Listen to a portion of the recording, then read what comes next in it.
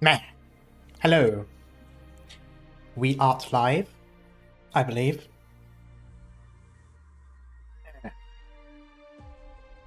Okay, how many days left? 8 days. That's not too bad. I'll have the actual story finished today, and then that means we can keep... I'll just be able to play normally afterwards. Hello, Samantha. Hello, Zek. Hello, Mikazuki. Now, let me see. Hello, Knight. And hello, Scarf. Well, first thing I need to do is actually move the chat out so I can actually read it. Hello, Ringo Shonen. And Andika. Pop out chat. Move that to one side. Oh, hello, Marcos. Are you ready for the finale? I think so? Question mark.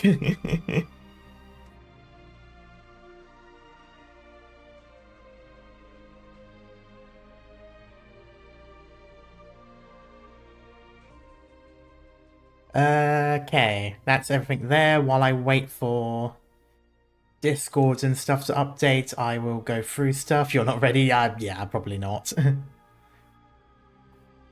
Alright, what can I do while I wait? Oh, I know. I'll just might as well do the usual stuff. I've got 3 again, like usual. Hello, Ringo. Alright, let's see what we get. I don't think I've got really anything particularly good this time around. My team and I will do our best to serve. Volume down on my headset. I think the volume's fine on stream as far as I can tell.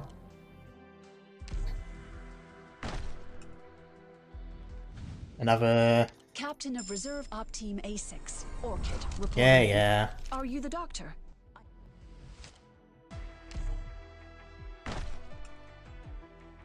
Okay, all 3 stars in a row, okay. A medical intern. I'll be assisting with surgery and internal medicine, among other things. Oh, hello, Azu. I look forward to working with you. And hello, Christmas. I haven't watched the other stream, but I'll catch up on that after this. Okay. Alright, I think that's enough there, so I am going to go back. Where is... Oh, there's a terminal. How did I lose the terminal?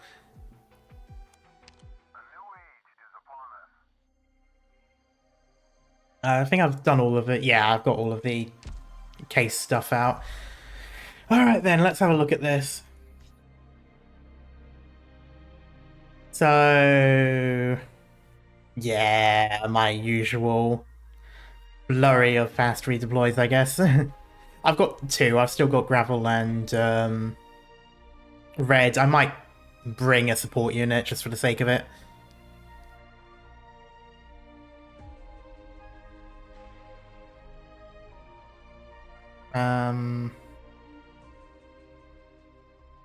Have you been reading the extra lore bits? I haven't yet. I was planning on getting the other things, like basically completing the other stuff first and then reading it all.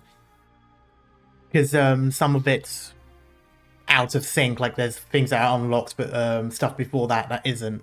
By the looks of it anyway, maybe it's not actually that bad, but I figured I might as well complete it first. So... yeah... what do I actually have to work with? I swapped out Bison because I think he does have the extra block. No, that's not him that does the extra block. Oh no, it's not. He has the aggro, that's what it was. Kora's S2 does though. Ooh. He's a bit tankier, but she has better defense, if I remember correctly. Yes, high defense. I got lots of friends here. Yeah, that would work. Golden Glokers, obviously. Keep those.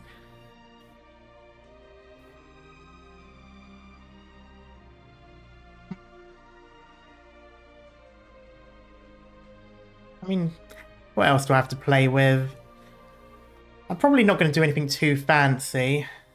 Gavial S2 or S3? Good question. I think S2 would probably be best for this, just because a lot of the enemies get the pull and push debuff, and S2 does the pulling. Or it might not really matter. I think I've been liking the S2 a little bit recently.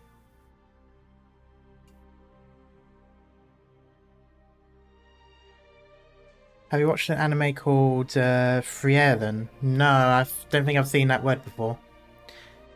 Should I go with? I might just pull a Texas right from the get-go, just as a backup. If it ends up being easy, I'll just rerun it off stream without.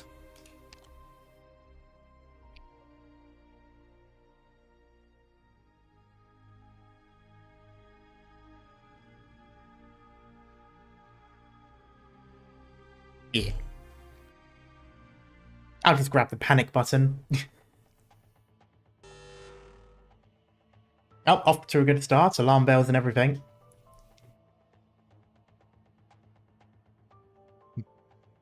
Over here. Surround her. Don't let her through. Attention all forces. Get ready.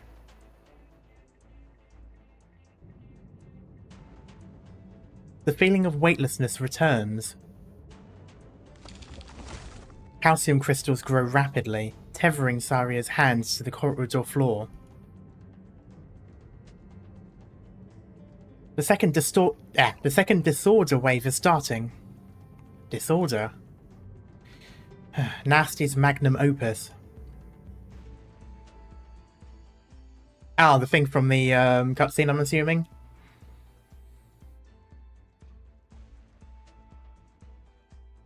You've been following me around for the last couple of days. Does Defense have nothing else to do? 16 of your Rhine technological park modifications do not comply with our established safety regulations. Disorder.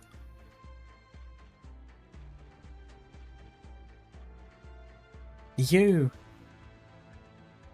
Abandon the sense of balance inside your mind. Instead of fighting the chaos, try adapting to its rhythm instead.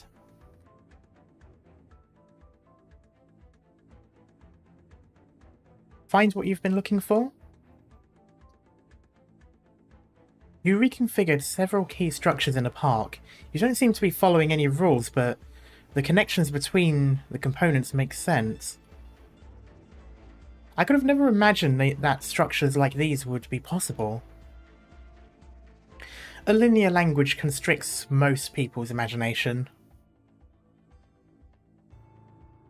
If you have a specific future in mind, you must first construct a dialogue with the destination, instead of brute forcing a route. Yeah, but that's very un-Saria-like. Abandon balance. Perceive the destination. She frees up both her hands. The next shift in gravity comes abruptly, and as she hits the ceiling, she takes the opportunity to maneuver her trajectory and jumps over the soldiers, hot on her tail. The calcium crystals flow in her wake, drawing an arc.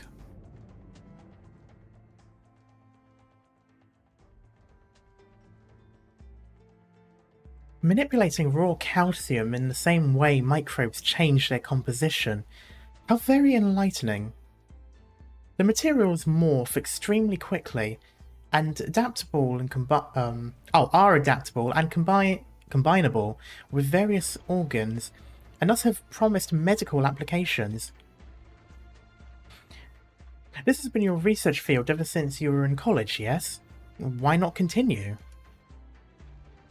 Because it's dangerous. Are you referring to the ethical issues arising from the construction of artificial organs with this technique? More than that. Giving new techniques to doctors may save lives, but if they fall into the hands of criminals, they could also be reduced to weapons of destruction. I almost forgot how rich with calcium our bodies are. Therefore, I have determined that my research in this field must be suspended until effective control measures have been established. It's a terrible pity, you know that? If you ever change your mind, Rhinelab could certainly have 2 sections specialising in life sciences. Rhinelab needs a defence section more.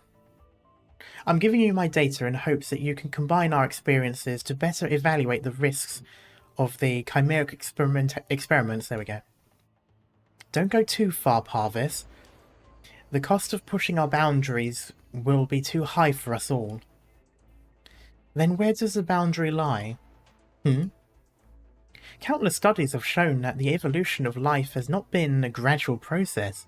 Contrary to the theories of the earlier scholars in the field, we wouldn't be standing here right now if we had only been taking one step at a time. Furthermore, if we presume that there is indeed a boundary drawn by a higher will that determines how we should be acting, shouldn't we try to look for it in should we try to look it in the eye first, before we decide to kneel or raise a flag of rebellion?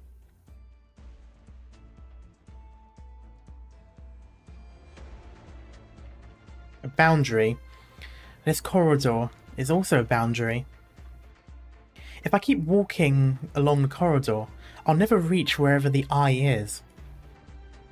The hammer. This ring-shaped laboratory has, from its inception, been designed to subvert people's perceptions. It is the realization of Kristen's dreams. The real product of Rhinelab's components control section. The combined wisdom of practically every Rhinelab director. Daria is familiar with how each of them operate, but in the past, she had not allowed herself to think in the same way. This makes no sense. No, it doesn't matter. I have long been disgusted with this wall. Oh, okay. She just said fuck this wall in particular.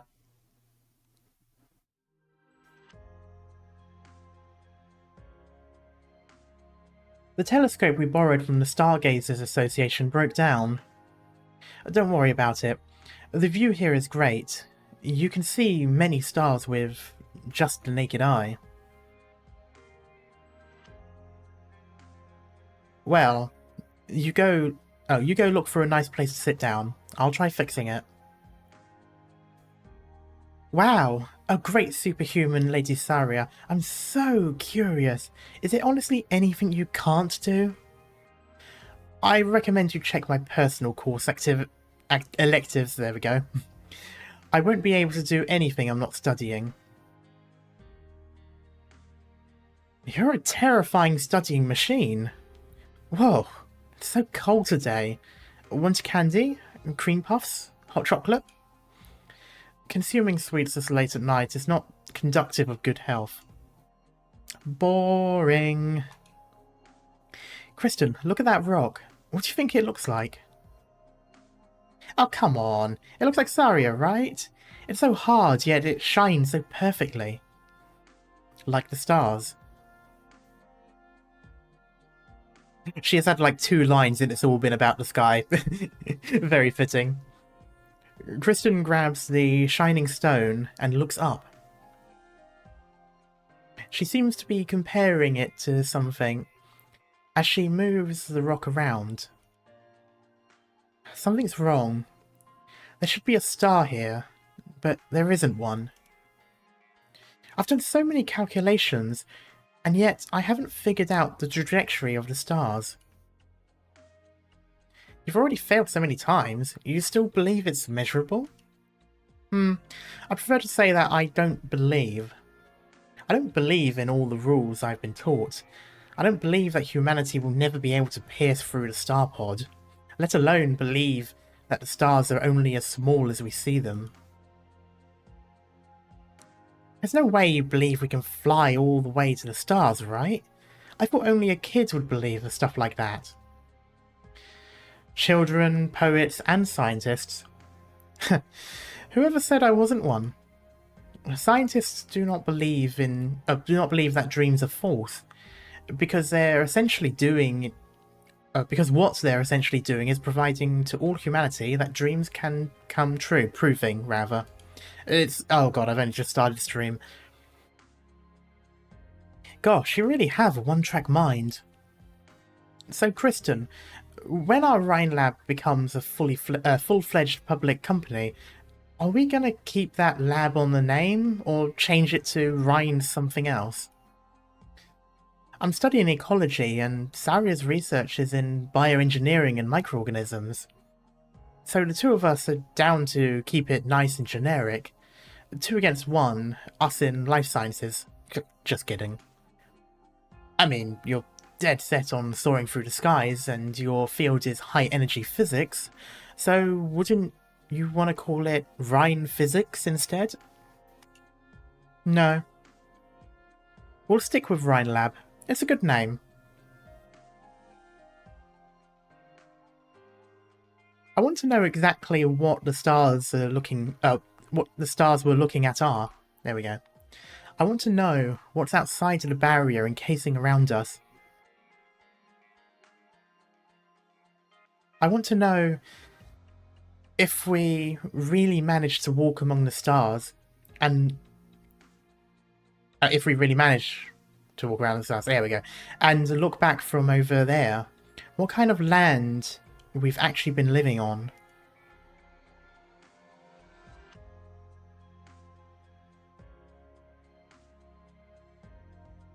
All the questions I seek have mostly to do with not just me, but we.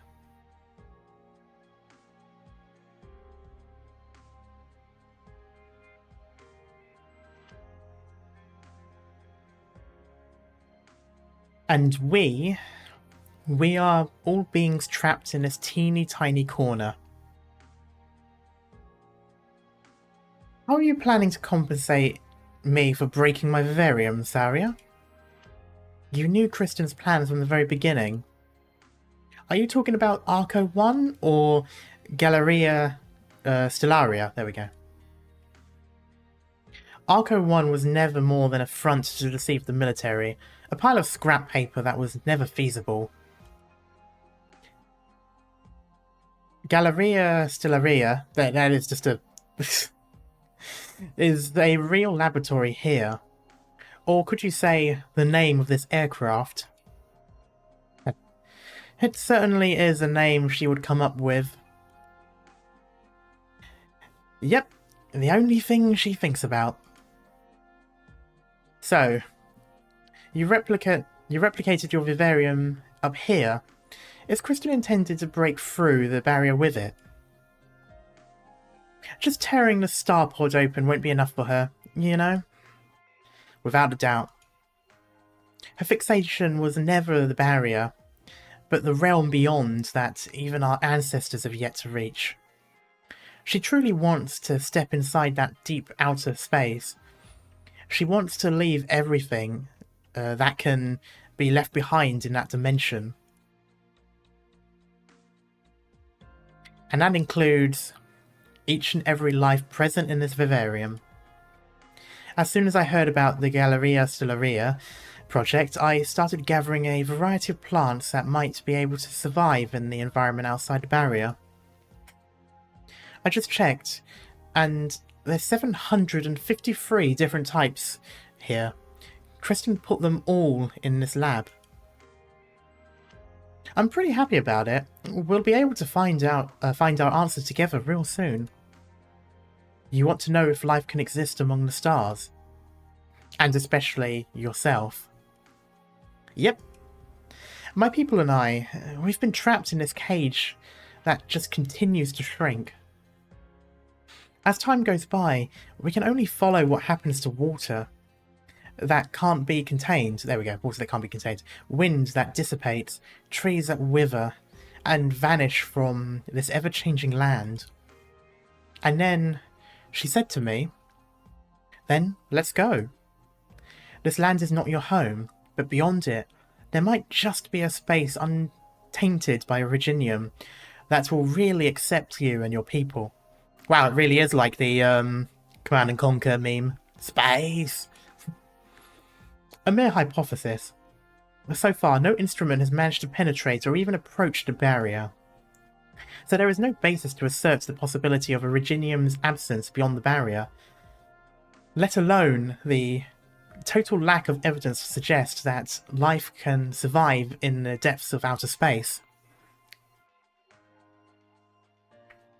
I suppose Originium is sort of similar to Tiberium.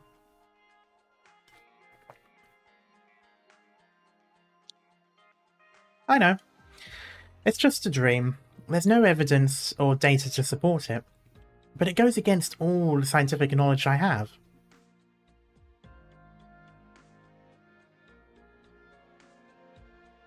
But scientists don't believe that dreams are false, because what they're essentially doing is proving to all humanity that dreams can come true. I love how this is the same phrase as before and I still managed to read it wrong. I remember Kristen said that. Yes, she's the same as ever.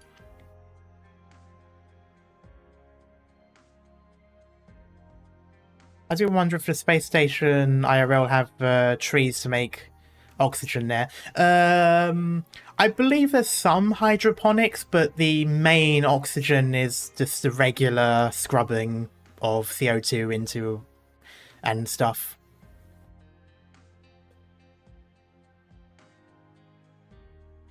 You would need a lot of plant life to really make it usable, but for the most part they just scrub out CO2 and reintroduce more oxygen. They use piss. Oh no, that's for water. What about us? Saria, have we changed at all? Water spreads out like hands in all directions, pinning Saria to a wall. Damn, okay.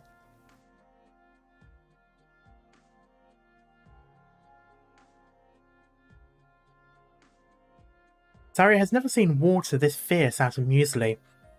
It is like a waterfall like a tsunami, as if the water is howling. Calcium crystals continue to grow from Saria's hands, but they fail to take form under the sweeping waves. Well, of course they wouldn't either, because calcium is quite soluble as well. She tries to find muesli, but all she finds all she finds in stream after stream of water are the eyes of an elf hidden in the depths of each wave. Eyes filled with serenity and grief. The water is howling, but the elf is crying. Well, yeah, where do you think the water's coming from? I really, really wish we could be together forever, just like on that starlit night. But there's no way I can hold on to the both of you at the same time. Dancing in freeze rather. It really is too hard. There we go.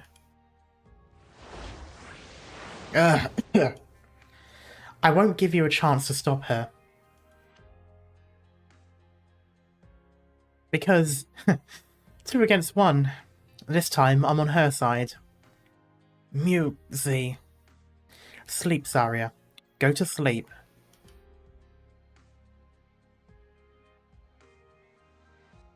You're all black and blue and probably about to pass out. There's no need for you to keep fighting, because our dreams are about to come true. I feel like a different use of music would have probably been better here. I thought it would be bad for our water elf when calcium makes... See, yeah, they keep calling it calcium crystal, so I'm assuming it's a compound. Because obviously calcium metal burns quite... Well, not doesn't burn, but it's a very exothermic reaction, so it gets very hot. And the resulting product is quicklime, which is very hot. But in this case, calcium crystals, it's more likely a other component like calcium carbonate, perhaps. Anything like that.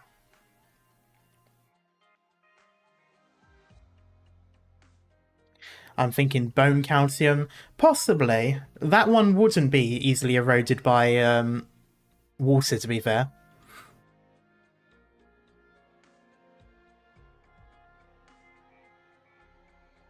So just close your eyes, and the water will take you away from here. By the time you wake up, Kristen and I will have reached our destination. No. A solid calcium crystal does not stab at the water in vain, but to the other side of the bulkhead. Saria is well aware that the next disorder is about to happen.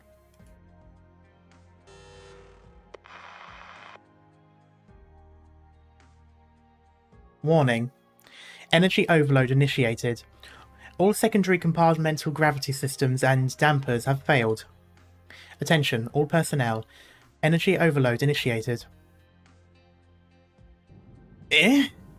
Why was it suddenly... Sudden? No. You were right. Kristen has never changed. The instantaneous gravitational shift causes the streams of water to lose direction.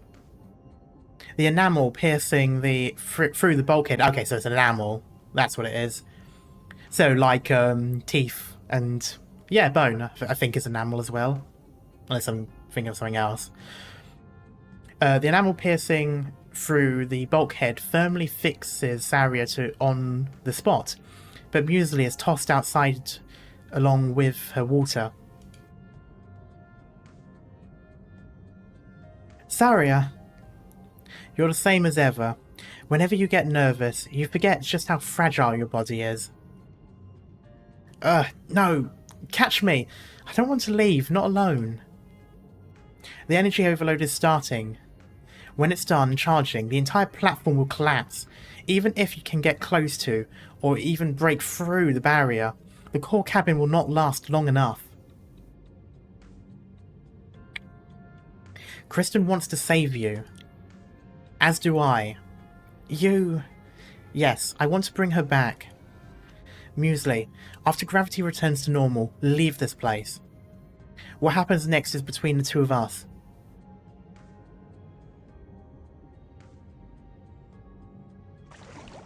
Saria! No, I gotta hold on to something. Authentication failed. Your clearance has expired. Galleria Stellaria Vivarium, access denied. Your clearance has expired. Yeah. Saria, you dummy! Blockhead, knucklehead, open the door! I've really been abandoned again. Saria, I hope you make it. Man. He's like, let me in, let me in!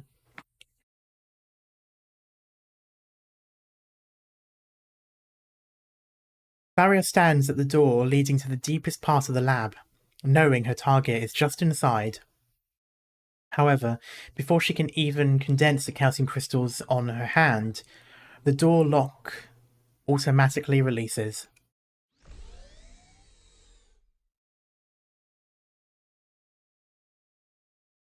Hello.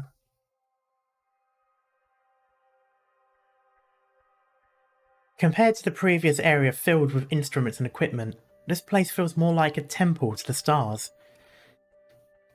A sphere made of smooth and flawless metal shows off its dazzling beauty under the soft light.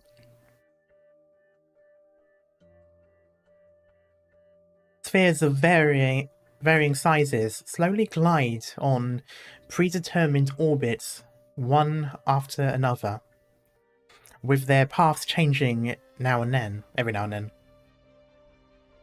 The irregularities intertwine with each other, but contrary to expectations, they form an indescribable sense of harmony.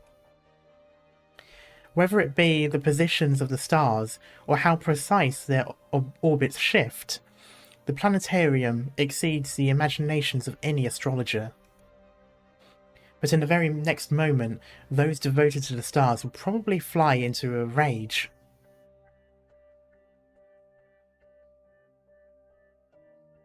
Those so-called astrologers are basically misguided zealots. For the past 1,000 years, they've committed themselves to tracking the trajectory of the stars. Every trajectory change that occurs signifies a new revelation or a meaningful omen to them.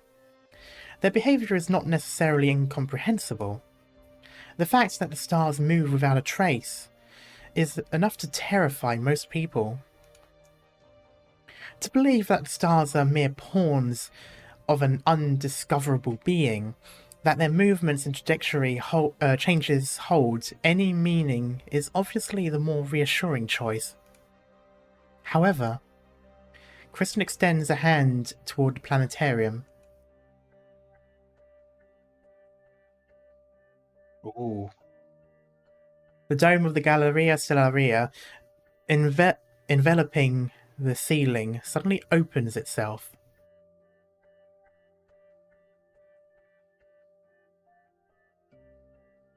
False starlight floods the laboratory. Kristen makes a series of gestures with her hand, and in an instant the planetarium completely transforms. Fake. The stars begin to move erratically. False. Several stars collide with one another, though they do not shatter. The sound of them crashing into each other instantly destroys the silence in the room. Fabricated. However, Kristen's expression does not change at all. As if everything is as it should be, rather. If the trajectories are really just invisible, then how have we avoided colliding with other stars throughout the last millennium? Are we so special to have avoided such a fate so far? What kind of land have we actually been living on? Where exactly are we headed?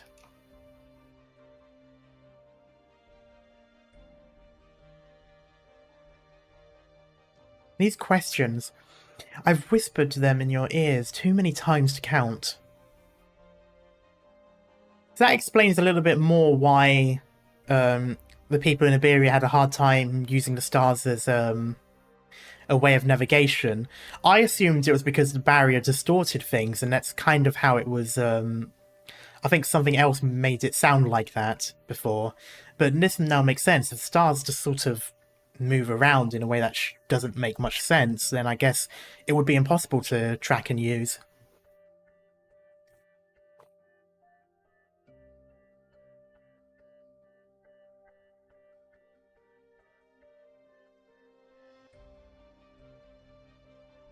Oh, that's cool.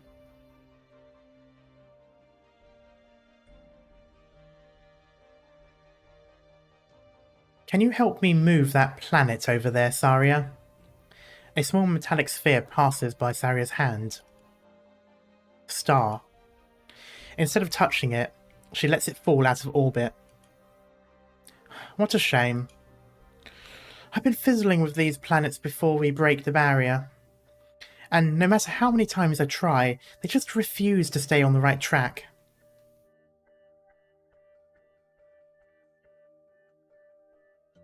Stop this, Kristen. We still have time to turn back before you hit the barrier with this Galleria Stellaria. I'm not saying it again. Isn't it exactly how I described it to you before? A pity that you had already left Rhinelab by the time I built it. But I knew you would come back. At the very moment when my dreams were about to be realized, you would be there. Whether or not you're with me, or against me. This time, it's my turn to make the first move. Kristen lifts her hand, revealing the exoskeleton operating system Saria is most familiar with, and gently makes a fist. Silver liquid spews out from the planetarium behind Kristen, and in an instant all the planets are thrown out of their orbits, rushing towards a single position at speeds too fast for the naked eye. The entire galaxy pours down onto Saria. Ah. Oh, right into it. Okay, that's actually a short beginning cutscene. Okay, what am I actually going to do here? I've got this. I've got this. Oh. I can do this.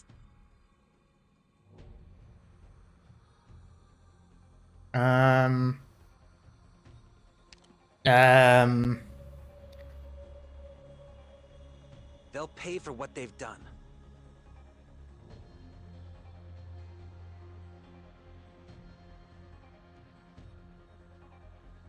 ready to fight.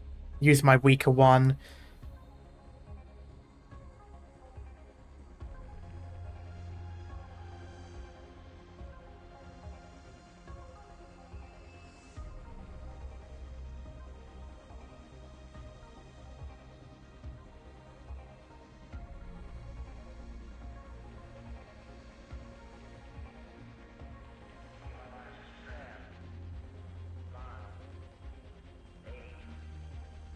That's too fast. Think you'll get away? Oh, it's the wrong side. I'm an idiot. Oh, I'm the wrong side.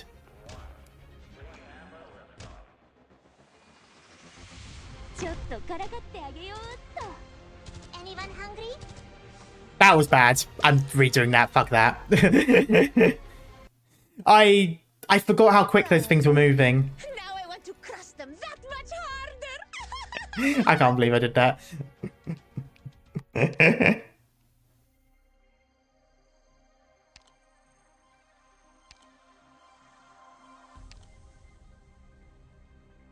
Little ones are already turned on. Yeah, I know. I wasn't paying attention to it. Oh, I don't know what I was doing there.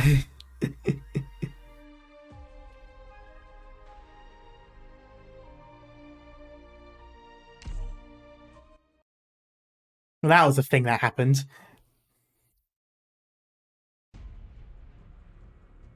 The hunt begins.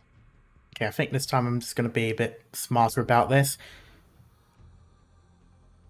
Just going to do that. Back down.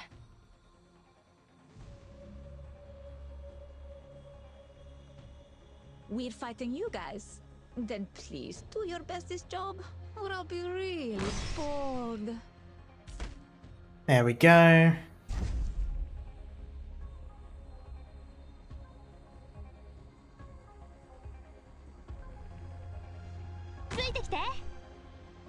Your orders, please. Can't you feel the cities crumbling away?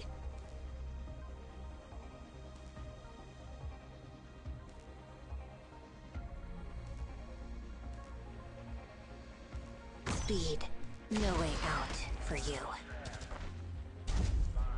I'm ready to fight.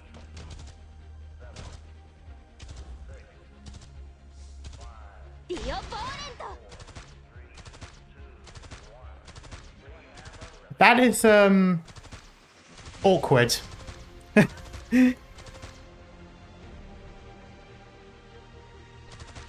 Okay, I've misplaced. Ah.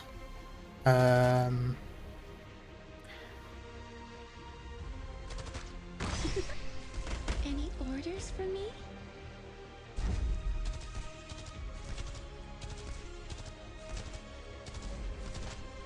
Here's something you ever imagine. Friends turning against Ah, here we go. and homeland fading into nothing but memories.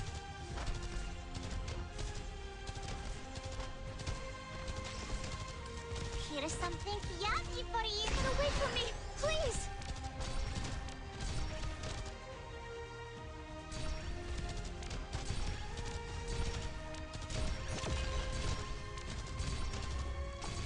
Here's something yummy for you. Where is she gonna go?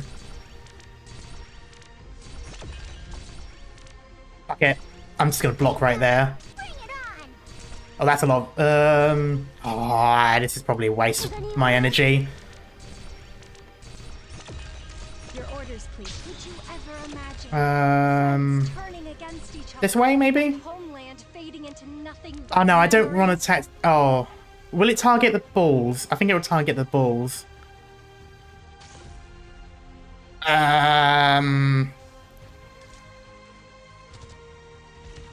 I don't want it to target the balls.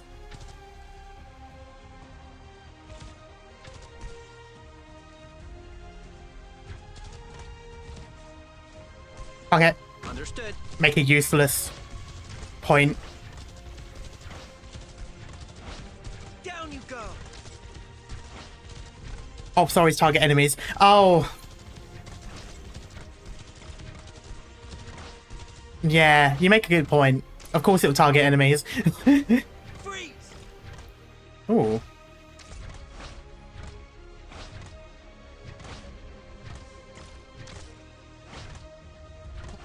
Your orders, please. Can't you feel the cities crumbling I away? really like this. I'm just gonna do this. ここでは何も起きないよ。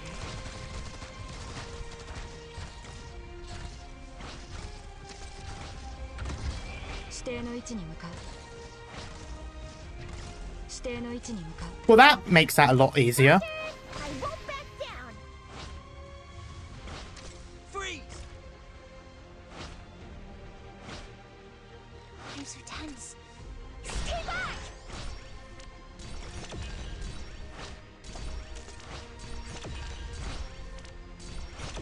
Down you go!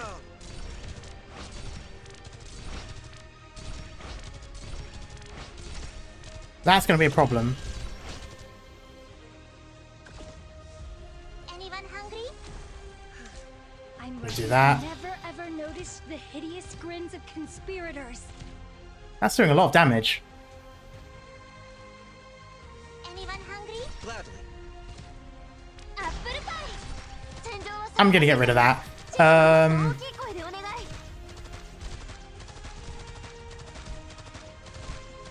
Oh, I don't know what to do now. Push forward, Commander. Okay, she targets those. Well, that's out of its range. Okay, that's a bit awkward.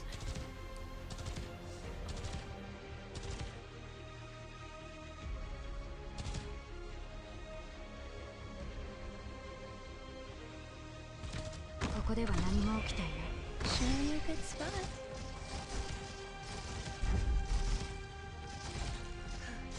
Can't you feel the cities crumbling away? 指定の位置に向かう。 I'm so tense. Stay back!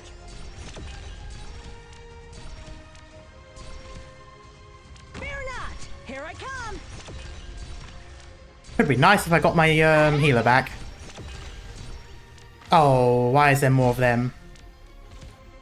私に出会ったのが運の尽きだ。 Ouch.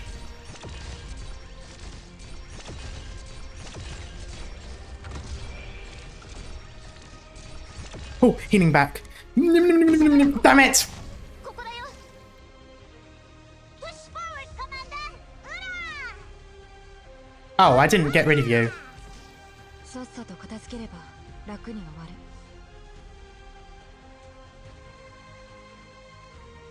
Rice was my specialty. Understood. Skill. Solid positioning. Tell me, what's your Simple and clear. Down you go! Boop. 何を片付ければいい？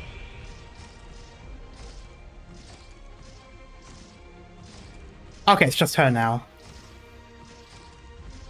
指定の位置に向かう。 So I can just keep pestering her with Texas for a little while.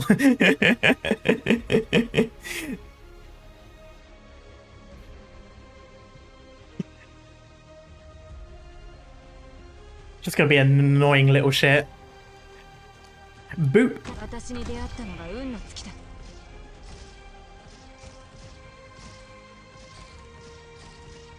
I like it because we keep disabling her before she can throw the attack.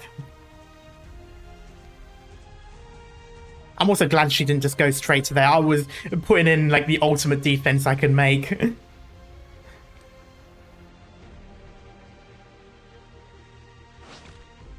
I'll let Caster do it. There we go. The boy deserves a kill every now and then.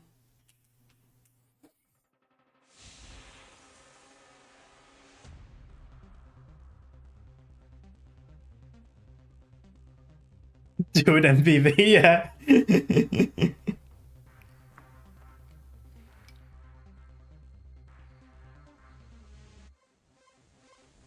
Anyway, stars crash to the ground. Someone lifts a head from the pristine white debris scattering all over the floor.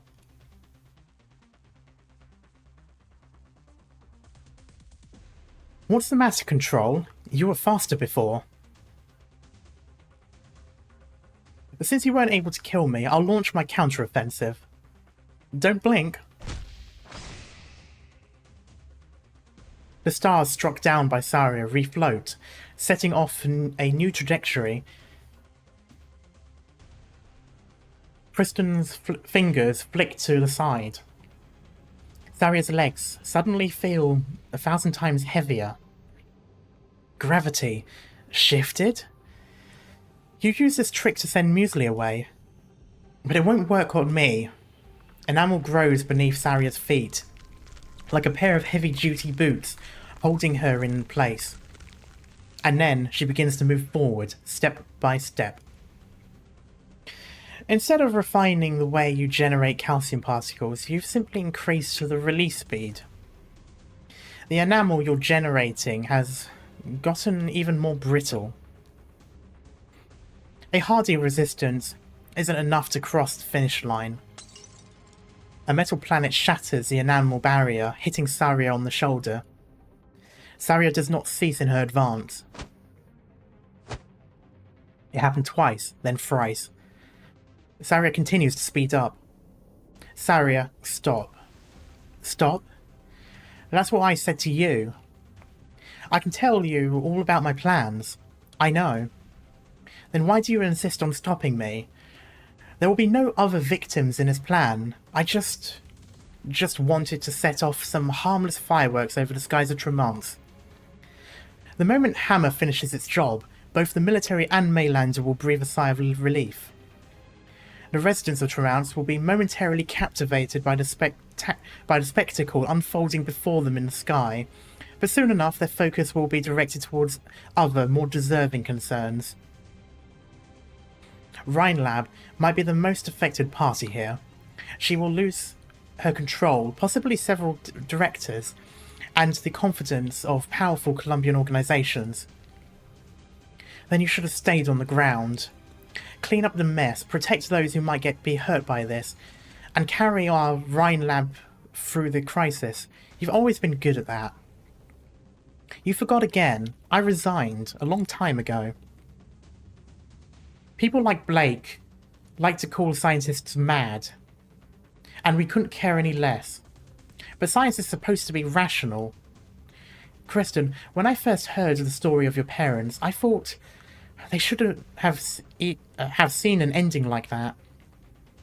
If they hadn't perished in that accident, and had returned before hitting the barrier, they would have brought back incomparably precious data, as well as the possibility of a second attempt. I admire their will and determination, but I've never been one to approve of sacrifice, even justified and inevitable. Ferdinand, Nasty, Parvis, they and many others always thought me too conservative. They see me as a stickler for the rules, obstructing all of you. Can a woman like this ever be called a scientist? Even I myself have asked that question. You're the most dedicated truth seeker I know. The truth. Truth is the inertia that comes after order. I believe science can bring us truth, and truth can restrain madness, bringing about a better society for everyone. Us voivers have always been accompanied by an instinctive madness. For as long as we can remember violence, savagery, we took an extremely long time to just to step out of that chaotic darkness. That's what I've been taught ever since I was small. I use reason to control myself, and desperately want to confront the madness I see in all of you. That kind of explains why Bagpipe is so, gung-ho. But you can't do it. Saria, if you intend to hold on to Rhinelab by your lonesome, you are sure to be disappointed. Because humanity's thirst for progress is inherently undefeatable. A type of desire, a type of madness, but also a natural instinct and a fuel that has brought us to the desolate barren lands to where we stand. Which is why I have come here, not for a fight. The heavy stars fall on her like a rock slide. and gravity controls the airflow to howl at her entire body. Calcium crystals crumble from head to toe, but the mountaineer is determined to greet the storm with her own form.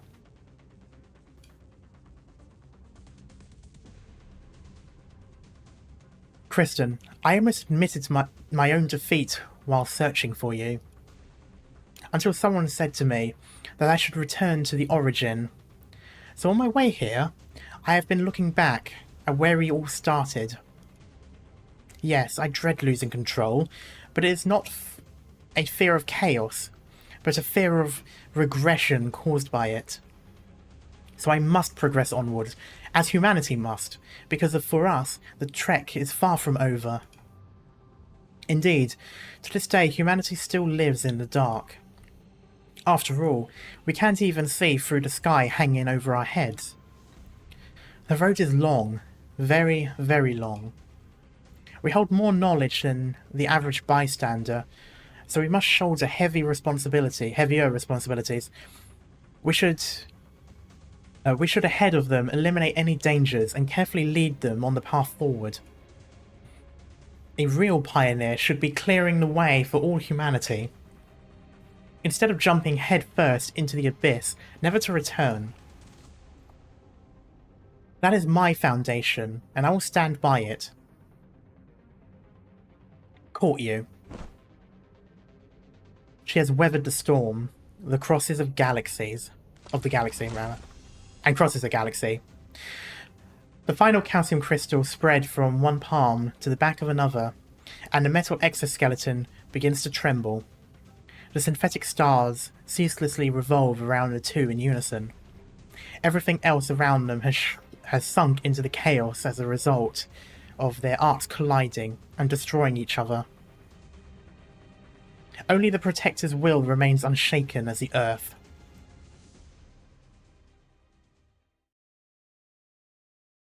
Oh, hello, we're back to, well, what it looks like a Forerunner civilization. Oh, that's right, this is the place in Ursus. I forgot about that.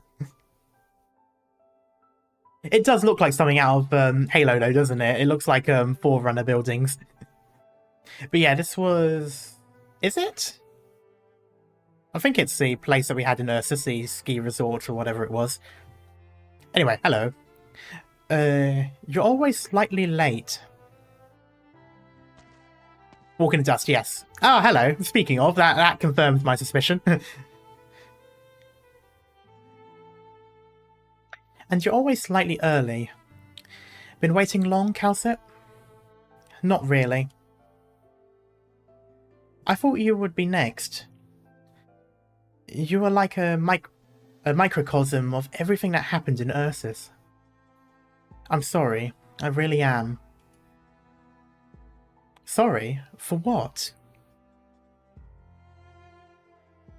You knew my husband, and I were already doomed when we made our decision at the Research Institute. You're not the type to get depressed. No. Perhaps you might have even become more depressed in the last century. No. I hold regrets, and maybe even remorse towards your story, but not much sorrow.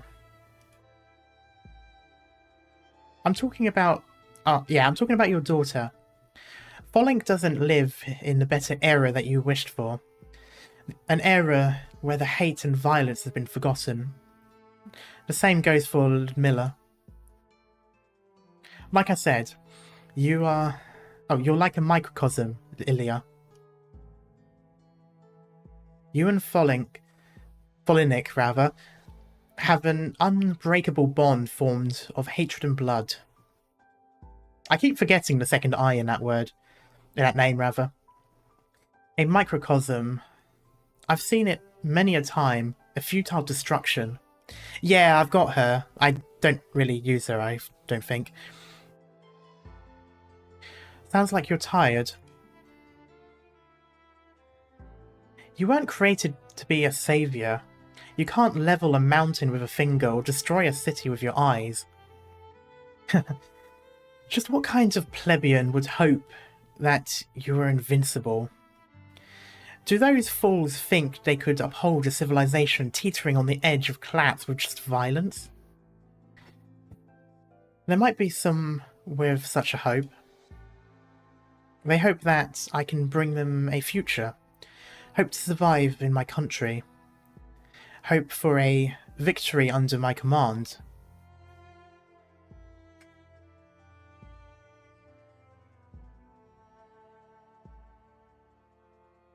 You failed them, because you're just Calcit.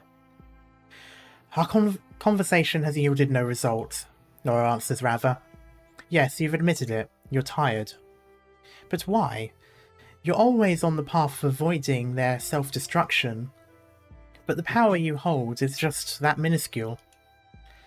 There's no way you can teleport from Victoria to Ursus, or monitor every sarcas on Terra to see what dangerous witchcraft they're delving into this time. Whatever you do just grows more and more futile, so you're starting to get impatient, right? That would explain a lot of her actions, to be honest. And especially with, I know. Oh, come on, don't stop that. I know. You already know what you're afraid of, yet you're still able to keep yourself from thinking about it. Not letting Teresa and Teresis appear in front of you, even your subconscious is practically begging for it. The same goes for your own determination, Calcit. You think people will treat you gently, and so that pair of siblings won't talk to you like this. How strange. You were so cold before that I never imagined you would seek the warmth of others. From such a perspective, you really have become weak. Spring is chilly here. I'll catch a cold soon if I stay out any longer. We should go somewhere with a warmer spring. Shall we go inside? Sure.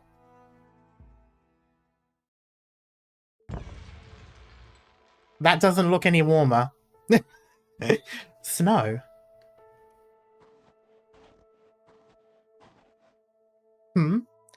A rare outsider. Are you heading for the Sacred Mountain?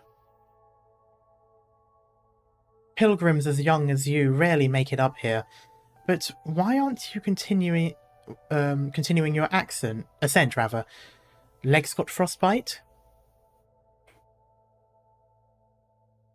Sacred Mountain. Are we in Kierag? Kierag? Where is that? Is that where you're from? I wouldn't consider it as such. It's one of the most spectacular mountains on Terra.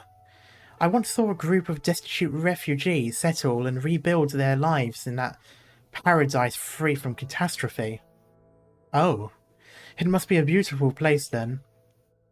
Terra, it sounds so small. That's where you're from? Is that not where...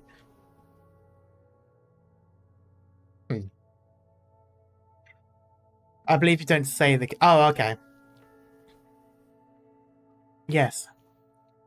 I come from Terra. And you? Toward the mountain, that is not an answer. Give me a name. We're born with this one goal. Born with it?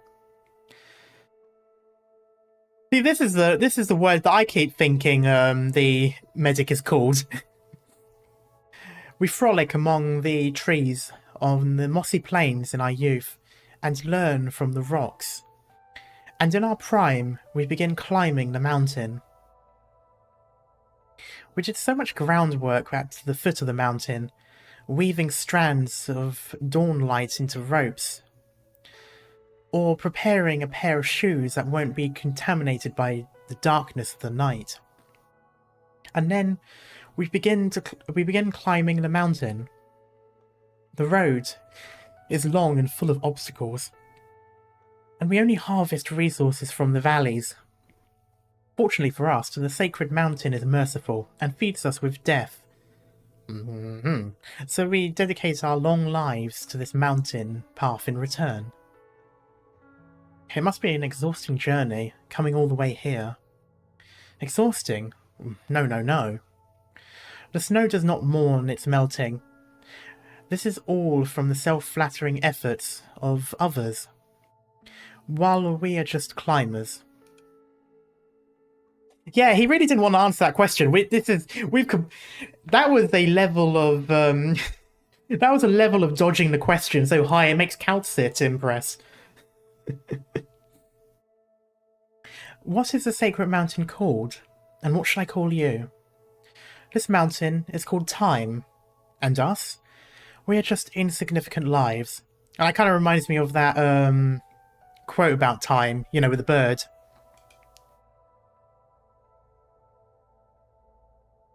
Time is such a grand thing, isn't it? You should be well aware of this. Will the mountain change? Has anyone reached the summit? I don't know. What I mean by that is, maybe. Try shouting at the abyss of time. The response you'll receive is a gift from the sacred mountain.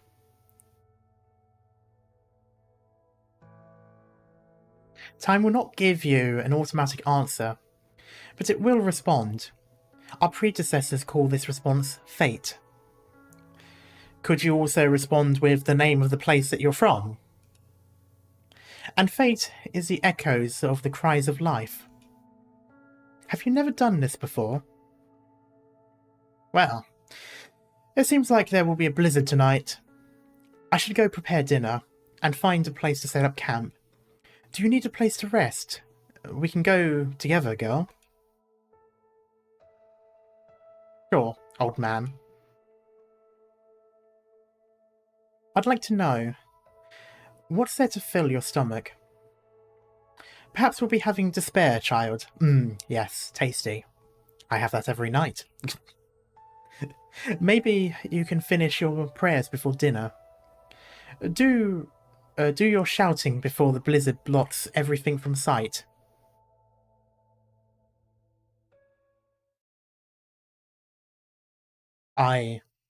Louder. Oh, hello.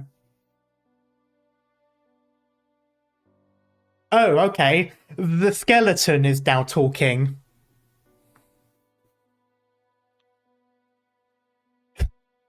No, says the random man. Lol, says Hypergriff at the thought of Karma expecting answers.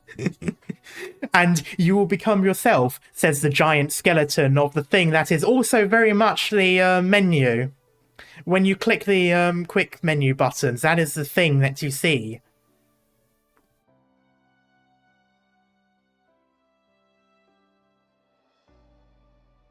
You will become yourself. Calcit, your judgment is rational. For this I feel sorry. Sorry for what? It's only myself. Because I am your time. I single-handedly caused your distrust towards humanity, your pessimism, your dismay, and your impatience with no way out. However, from her and on her, you saw a possibility. Out of your tendency to be overly cautious and anxious, you suspect that this feeling is merely a misjudgment caused by your irritation. After all, the world is breaking out of your knowledge and control, and the new you was only born not long ago.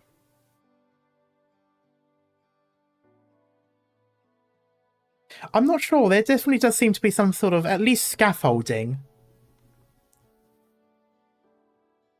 Calcit is so pretentious and subconscious, actualized a philosophical metaphor twice. Yep. And yet you have considered it many times before. How much easier it would be if you chose to trust them instead.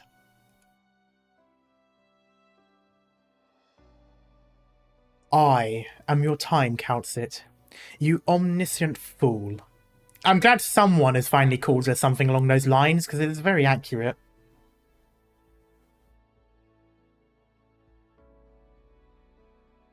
You forget the little details. You are not a chosen savior. You should not be. You are not always right either.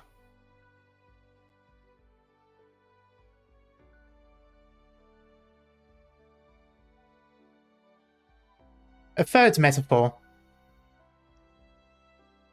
Even if you've already made up your mind, you know better than anyone else how limited time is, and there isn't much left. Man, this looks like a Pokemon. Yeah, okay, that's a good shout, Zek. I forgot about the skeleton being mentioned before, the giant skeleton.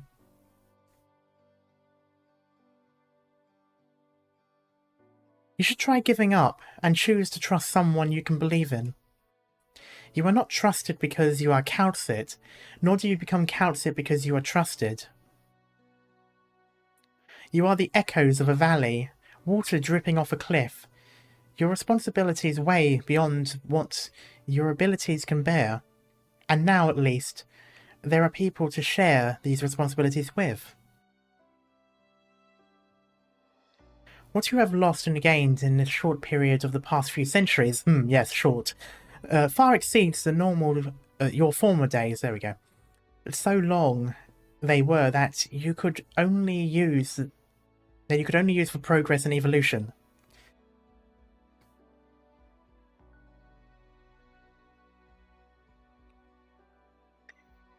Everything is about to end, Calcit, and you know this. Will you stay your passivity and pessimism, your apathy?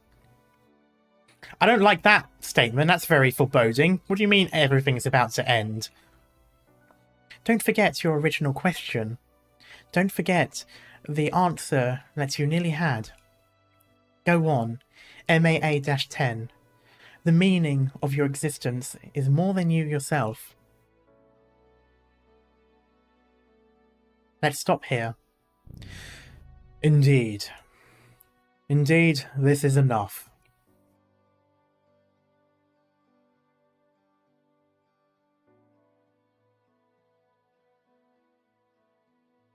And the doctor?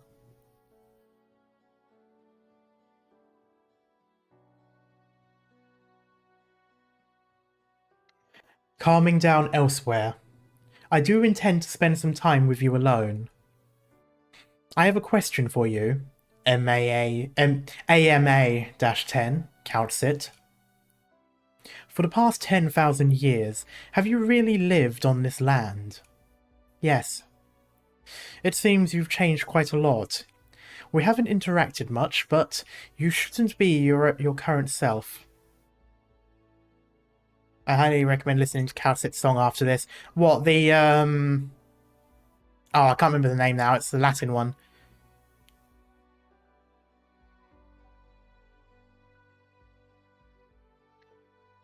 Immutable, yeah. What did you choose? I've seen wars lasting several millennia, the rise and coexisting of nations, and people growing from their misunderstandings and conflicts.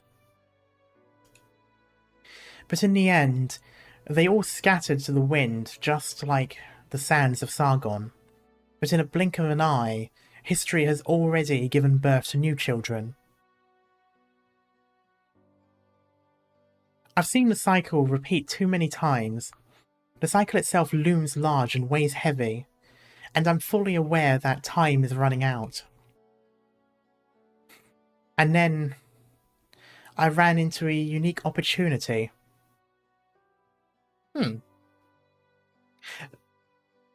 You know, what Speedy says about the barrier getting lower and lower would be interesting. Especially as that would also explain what the threat from above was in the past, if it so happened to be the same thing happening in a cycle. Anyway. I once met two Tikaz who were closer than any creature in any era to the truth of continuing civilization. But now you are all as fragile as the trash on an asteroid belt. Ooh. So how can you possibly talk of continuing? Wait, you are saying the Black Crown still remains on Terra? The Lord of Fiends, as the ancient Tikaz call it. Tikaz, those odd, endemic life forms. What a fluke. I had thought it would have been left behind on the Black Crown. I just like the shape it takes on the physical plane. A crown leaves a bad taste. A crown points to royalty. This ancient imagery implies power. In this downward trend of collapse, where the misunderstandings over ideology and race push surface civilization towards self-destruction, within an extravagant mirage of peace and unity,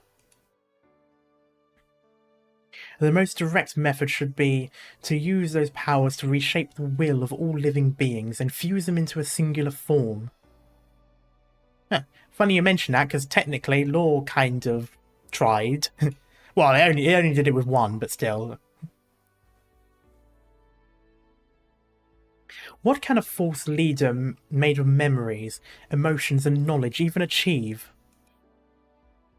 Oh, hello, I'm here now. Don't underestimate us. Seaborn 2, technically. Oh yeah, they are hive-minded as well. I imagine they're probably a little bit more literally hive-minded compared to the Sancta, but yeah, close enough.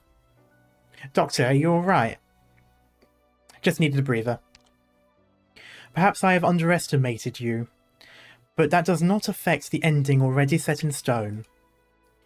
You want me to believe that such a tiny piece of heritage is enough to change fate?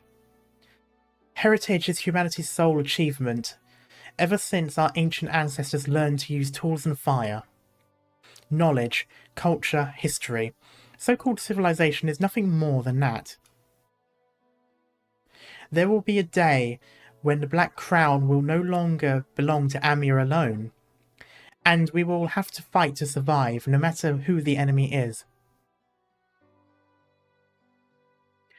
You've chosen to fight for Terra. This is what you've decided. With this body, this identity, you are different from Kristen and her kind. Your struggles are far from your original intent. Even Rhode Island reserve op teams know the difference between fighting for themselves and fighting for others. And we've all done our preparations. This great land of terror is where I grew up. I'm an employee of Rhode Island, a part of the ship sailing on the land called Terra. Infected is just too trivial a proposition. However, infected, Originium. Huh. Then, what about you, Doctor? Remember that time when Calcic kept telling us how we'll at some point have a choice and we'll have to go by whichever we choose, and regardless of what the choice is, we have to make sure it's important? The choice is ellipsis at the beginning, full stop at the end, or ellipsis at the end. This is some real endgame level options here. I'm glad I listened to Calcic about the choices that we've got. Okay.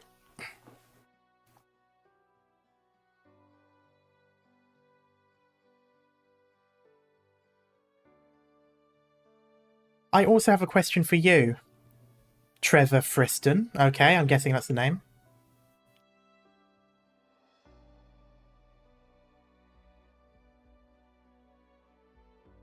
How has your time been in this equally long period of time? I love that there was a name drop there. That was great.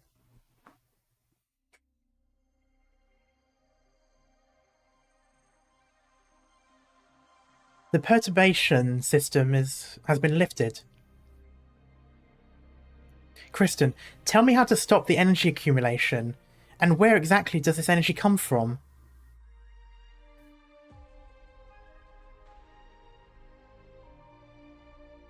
This will be an extremely long story. I will try to crack the Galleria's control panel before I'm done listening. Saria, you know the history of this land far longer than most realize. I believe every generation produces its own skeptics. Just like my parents and I. Have our ventures really been completely fruitless?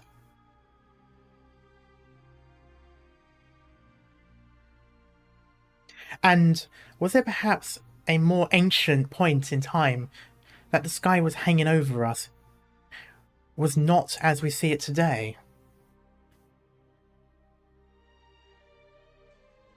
I remember.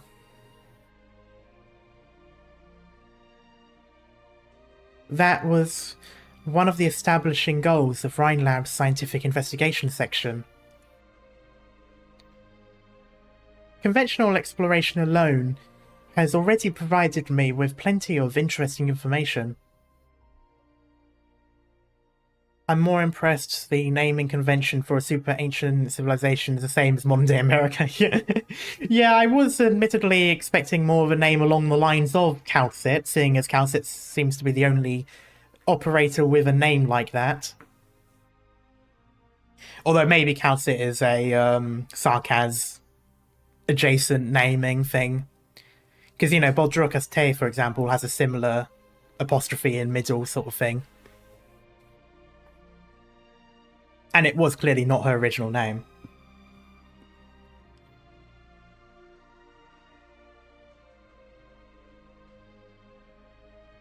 After you left Rhine, I picked up some interests I had previously, and tried leaving the laboratory, heading to various corners of the world that mankind has scarcely set foot on. Oh yeah, I suppose Chen does, but... Oh yeah, true. To be honest, I keep forgetting about Hull. Chen, yeah, Chen I suppose has that. I always consider that translation thing though, to be honest.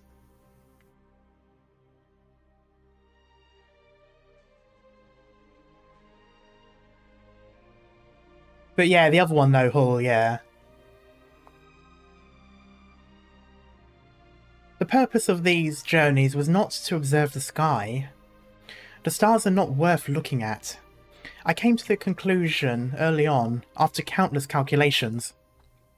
I only wanted to try and find more collaborators. Since the last Lifanian arts detector orb fell short at 500 meters below the barrier, the academic circles in most countries abandoned their research into the thing. So what I've been looking for? A voice that doesn't belong to this era. Like the immortals who rely on originium arts to escape the shackles of life, or the Faranmuts, older than any country. Perhaps even older than those regarded as gods. A being so old that history has forgotten them. Before I set off on my journey, I had no idea what I was going to find. I just felt a calling across time and space directing me toward that door. And what was inside that door? A big massive orb.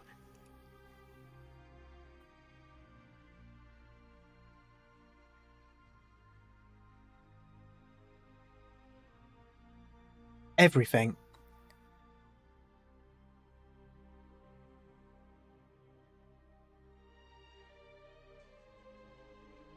I found the answers to all my questions, how we managed to trek across history to make it here, about the land's unexplored secrets, and about the myriad of possibilities for our future. I'm gonna sneeze. There we go. But at the same time, I also saw the end of a civilization, and a spirit abandoned by time. Damn, she's seen the entirety of the previous civilization. I'm assuming she's probably not going to live then, because I highly doubt Hypergriff will let a character live with that much information. Time. Time is nothing but a vile joke.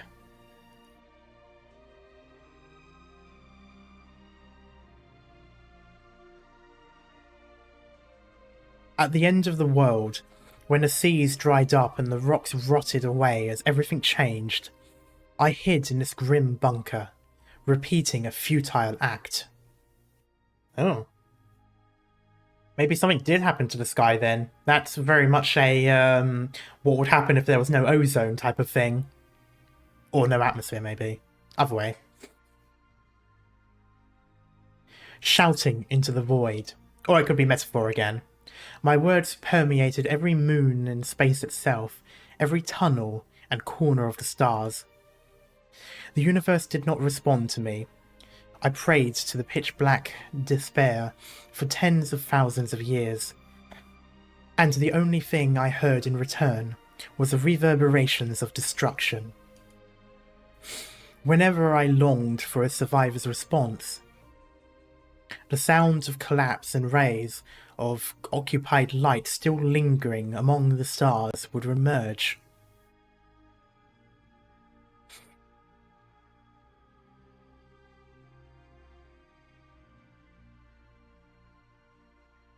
It was a black hole of futile effort. My emotions were far beyond what any regular life form would ever experience or empathize with. In the endless silence, all I could hear was the heartbeats of my people growing ever weaker. But their dormant hearts should not have been beating at all.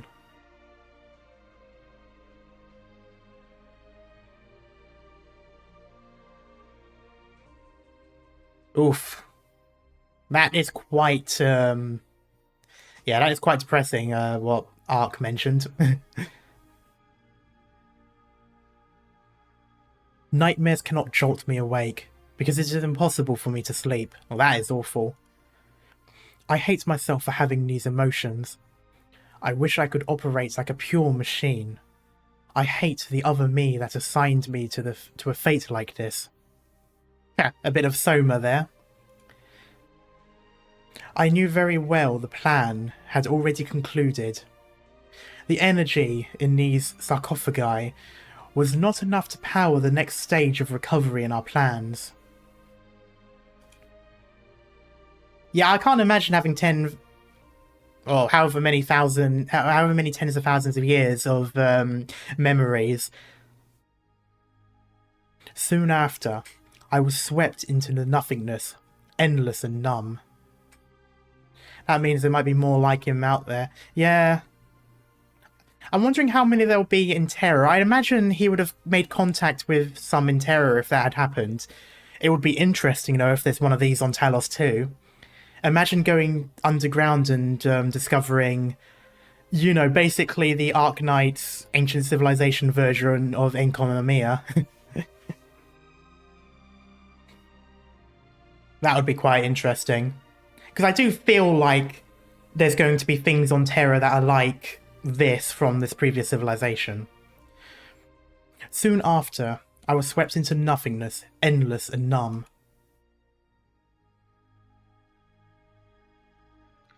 So, the contact with Kristen offered you a gamble.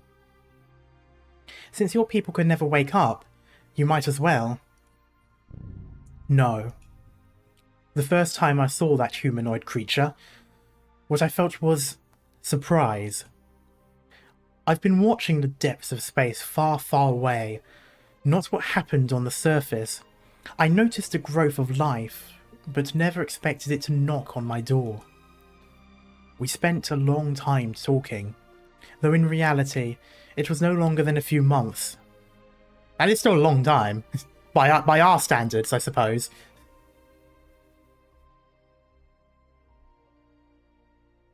Yeah, I'm assuming... So the Doctor is like us. The woman that we know, parts or whatever she is human, has no animal traits. The End Ministers in Enfield have no discernible traits besides basically looking human, so I wonder if they're also related. The only one that's seemingly from the previous civilization that does have animal traits is Calcit, which is interesting. Especially as it seems to imply that she was been walking around this entire time.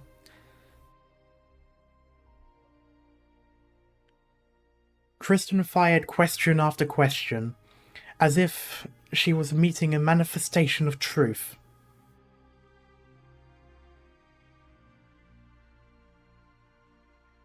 And remarkably, every topic would send her into a long period of reflection and silence instead of satisfying her thirst for knowledge.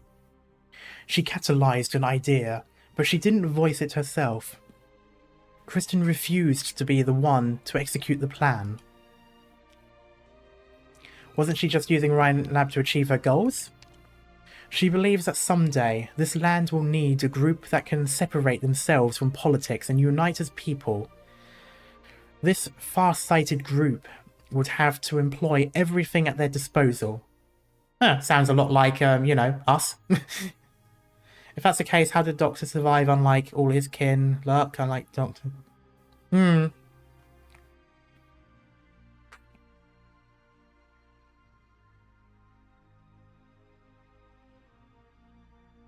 To build an ark. Arknights. The pioneers would inevitably face the struggle of understanding and would face division and suffering.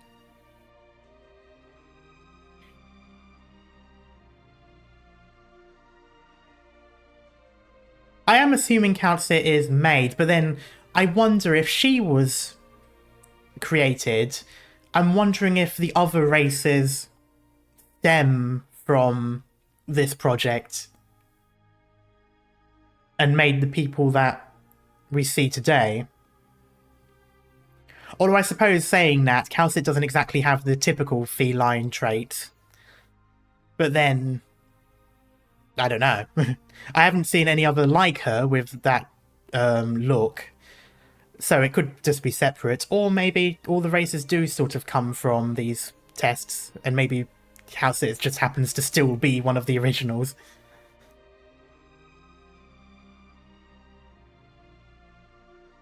But reality is not myth, as Babel has proven. So what is Rhode Island to you, if you hold no hope for all of this?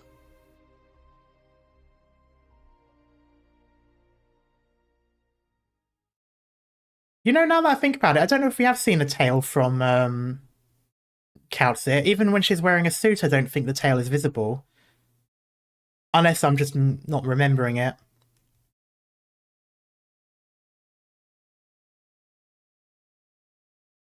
You're right about that. We can discuss this so-called hope. Oh, dramatic music has been added.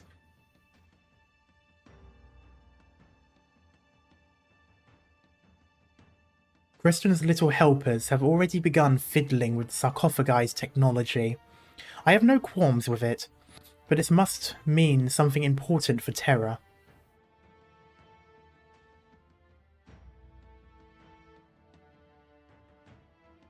Use it well. Kristen's political views are not without a few flaws. Loken's research has effectively been put under control. I can't possibly trust Columbia as a nation. Well, you'd be one of the few smart people throughout history, both yours and mine. But there is someone behind the Maylander Foundation that is worth negotiating with. That is good. And then, tell me, are the deep-sea dwelling Aegir really so different from the civilizations on land? What I can tell you far surpasses whatever Kristen has told you. Indeed, I cannot comprehend why these creatures with bodily structures inadequately suited for survival in the deep sea would establish a civilization in the ocean.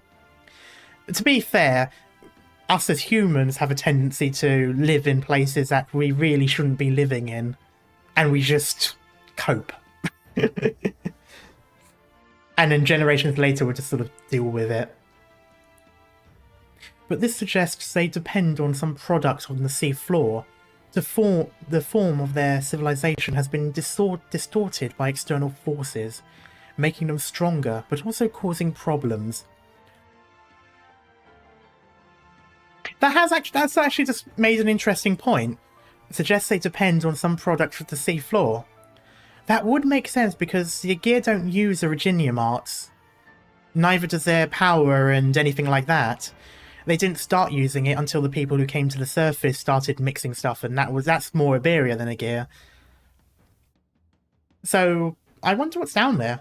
Or maybe it has something to do with the Seaborn. Maybe the reason why they keep messing with the Seaborn and having it bite them on the arse is because they kind of need them in order for whatever it is they have to work. Or it could also just be something that they mine and use, and it just so happens that they have to go through places in order to, you know, be around. Also, thank you for subscribing, Wild.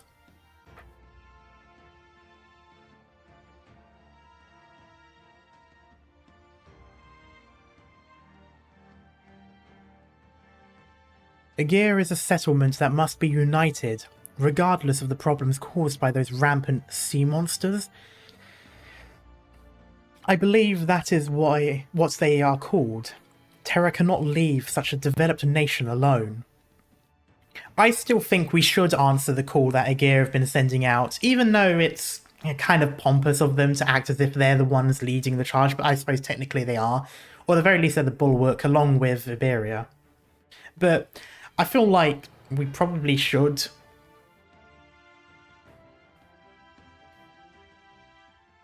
Considering their approximate geographical location, and if they use what they might have in abundance appropriately, my guess is what Christian is doing right now is not necessarily out of the Aegir's reach.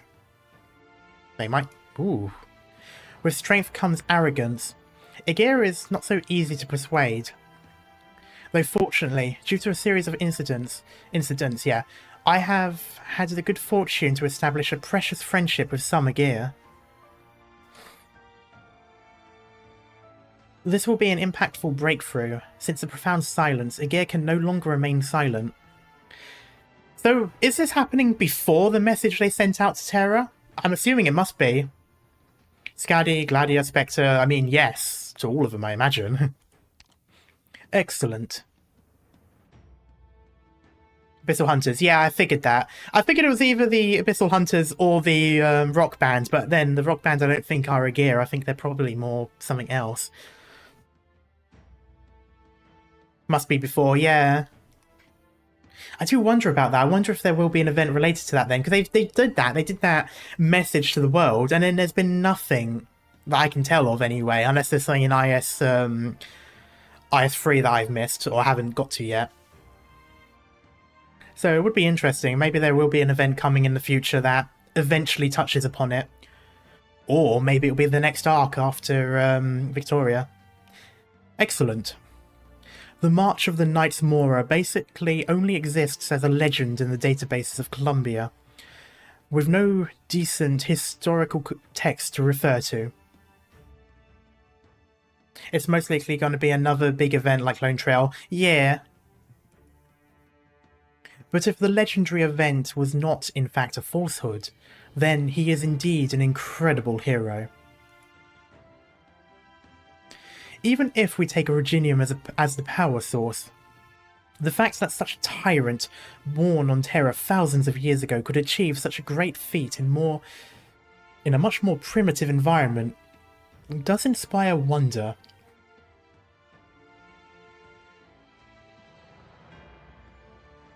I'm not sure that's completely canon. I mean, it'll be a bit weird if it isn't completely canon, simply because everything else in the video talks about events that are happening or have happened. So it feels a bit weird that they'll just randomly add in a non-canon bit at the end. Was it the Knights Mora that then went to the Hotlands? Or was that a different one? However, the south is already in ruins, so you should look north. Have you been there? Sammy? No, even further north. Oh no, there's another event that's coming soon for that one. Hotlands are south, yes, but it was the Knights Mora that went south to the Hotlands, right? They went north past Sammy. Oh, they went north. Who went south then? Someone went south. Right, so if they went north, who went south? I'll have to look it up later. Oh, they went south and won, then went north and lost. Oh. Oh, that's the idea. Okay.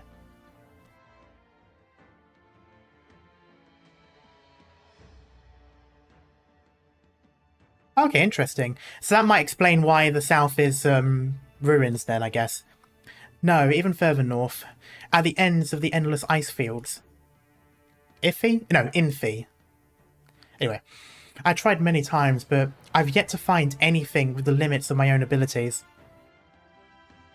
But you know what's over there. Isn't it Colombian researchers that go to the ice fields in the event or IS? I can't remember if it's the event or IS or both. Okay, it's IS. Okay, I always think that there's a I always think that there's an event as well, but maybe I'm just tripping.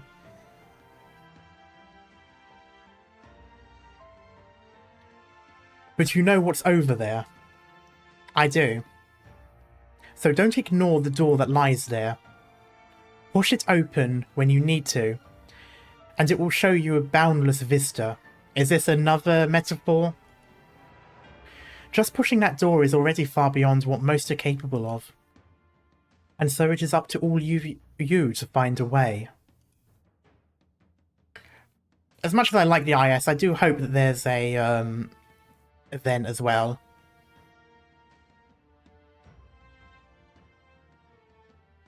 Remember the Enfield video? Well, the one with the weird Northern Lights barrier thing that kind of looks like the thing from... what's it called? Annihilation. The shimmer. The land is vast, and civilization continues to advance. So surely there is more than one Kristen. You seem to trust the denizens of this land more than I previously thought. Trust?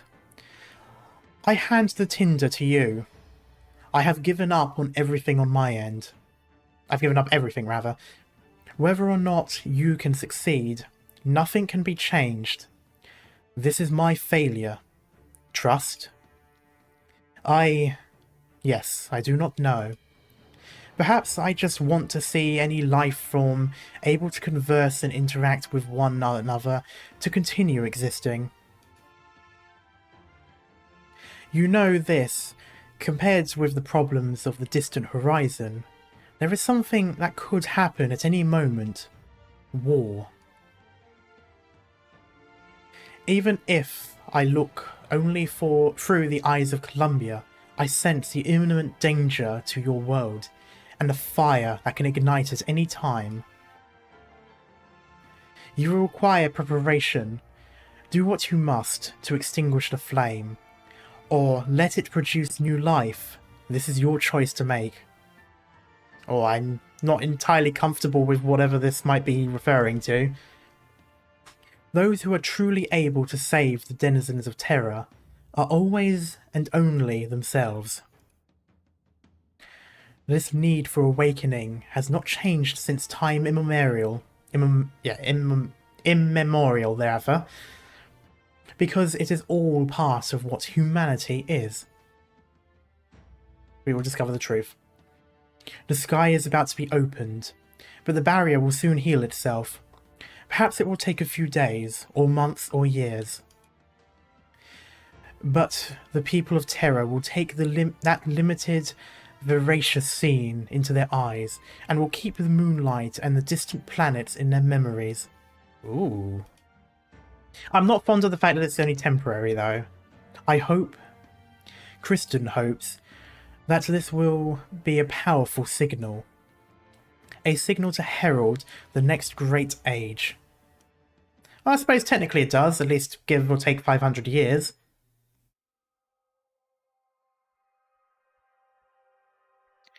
Saria, would you like to gaze at the stars together, just like we did before?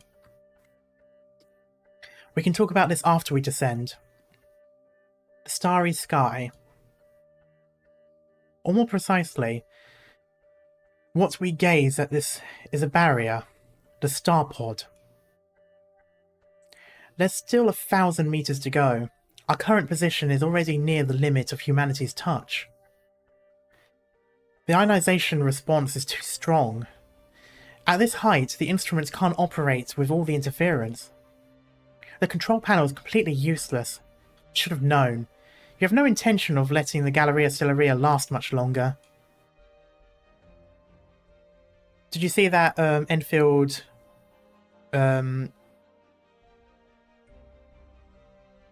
Yeah, it's something like 500 years in the future, if I remember correctly.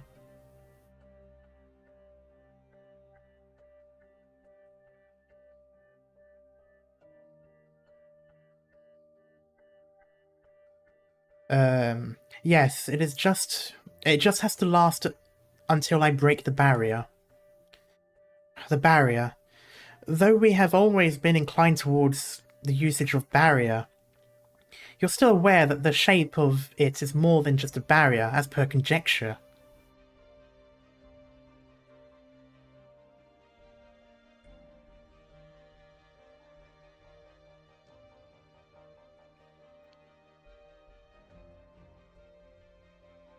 I imagine they probably didn't want, they either didn't want certain bits of lore revealed, or they realised it might have been too much information. Or maybe they've been looking back at it and thinking, maybe 500 years is too long or too short, and they might change it to a different amount of time that had passed. Or maybe they got a lot of responses of people thinking, oh, it would be nice if we could see our favourite characters in this, and they thought, maybe we should make it a little bit more closer to current time. I don't know. There's probably a good few reasons why they would get rid of information. It might not even be a barrier at all, but an extremely wide space. It might even lack endpoints. This 6,000 meters. What we understand as normal space is actually abnormal. And in that case, breaking it was never an option. It can indeed be broken. You've never once doubted it. 6,972 meters. If you fly straight up at this angle, as long as you can soar past that height, the Galleria Stellaria will no longer be disturbed by any ionization reactions. There we go. But that is beyond the sky limit, isn't it?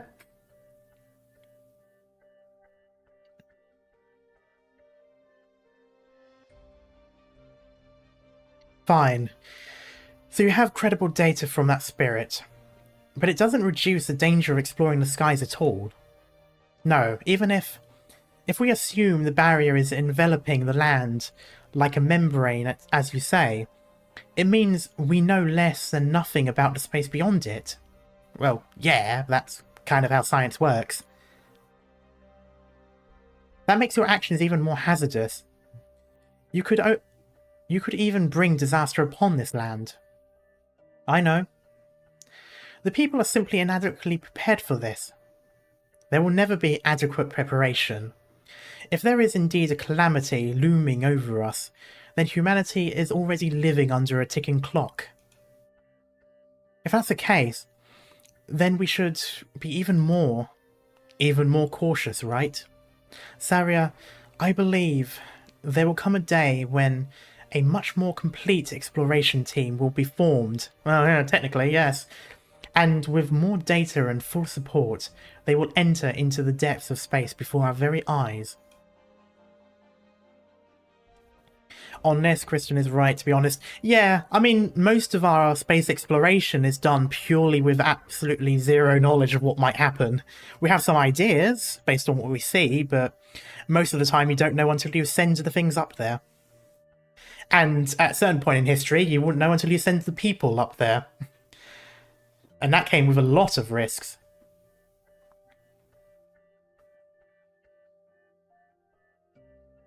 This is also the future I hope for.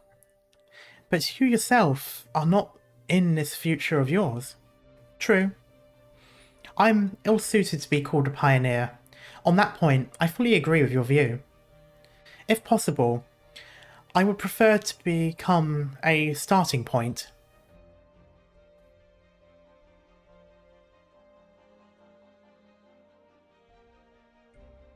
Who was the first person again? The Russian, I think. Yeah, it might be Yuri. Just like once, back when I watched the light of those flames burning in the sky. That was the last thing my parents left me.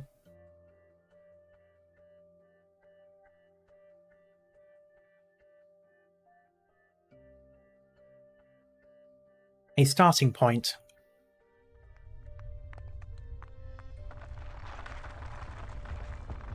Where's the closest escape pod? None left. Those with the capability to execute the return module are already gone. Alright. Then hold on to me. I will wrap the both of us in calcification. We might not even have a chance of survival, but we can try. Daria, lower your gaze. What? You're the one who didn't look down this time.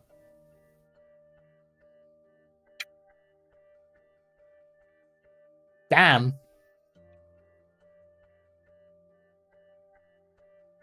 The gravity abruptly shifts without warning, and Saria feels only space beneath her feet. She did not expect Kristen to set up an emergency escape door at the Galleria Stellaria's center. Pull the lever, Crunk! Wrong lever! No, Saria thinks to herself, she should have expected it long before. This door is not for the owner of the planetarium. Kristen knew that the very last moment, Saria would come. The sudden change of mass robs Saria of her voice, and she fails to yell out anything at all. She also knows that there is nothing she can grab, but still stretches her hand out. I mean, I'm not entirely sure how she's going to survive a 6,000 foot drop, a 6,000 meter drop rather. But good luck. I imagine it's probably some Doom Guy level bullshit. Starlight and Earth pour into her view, while Kristen only gets further and further away.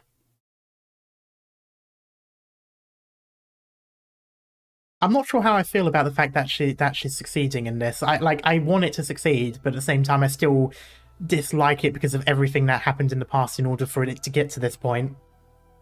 Oh, this song. Saria, you always wanted me to take a good look at the world. I'm just gonna pull it up a bit. Actually, no, it's already fine.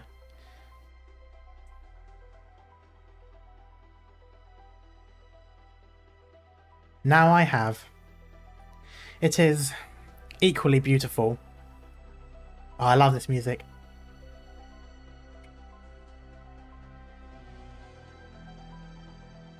There is something just amazing about, like, space-themed music. You will watch it and the people it nurtures in my stead. Ooh, a guitar. This I always knew.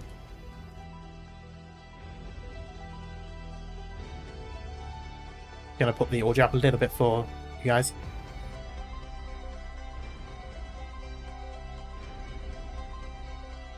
Just as you have in the past and will in the future.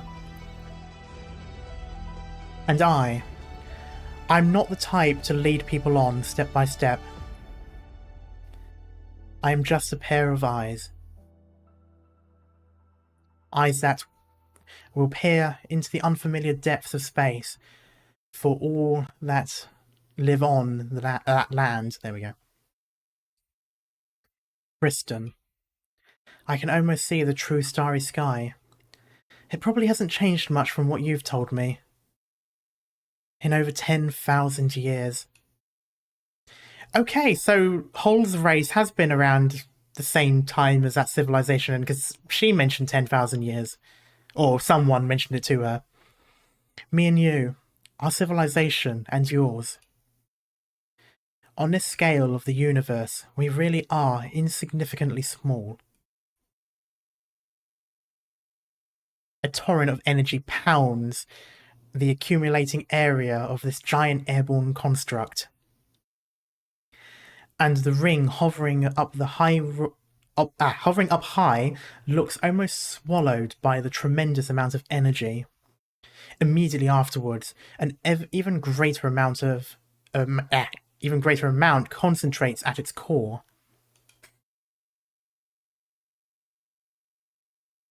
Enough to destroy any massive nomadic city.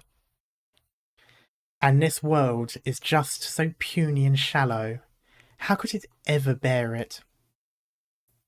Oh, I love this image. Oh. I'm firing my laser. The light converges and abandons the earth, stabbing upwards into the air.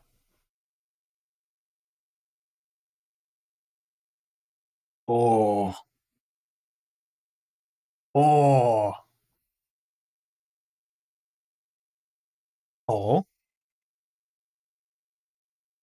Under the unprecedented energy surge, wave after wave, slowly drifting, of dazzling ripples emerge from the pitch black curtain devoid of any life.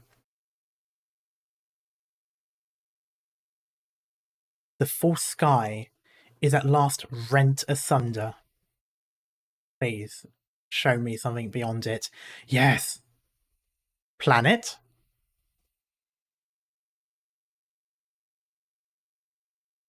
I'm not tripping, right? That is a planet.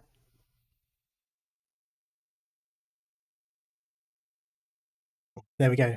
It's the moons. The ancient twin moons expose their real faces.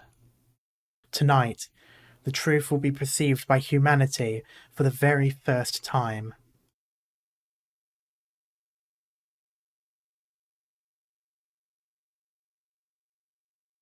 You showed me that even weeds struggling to grow in the ruins can stand tall.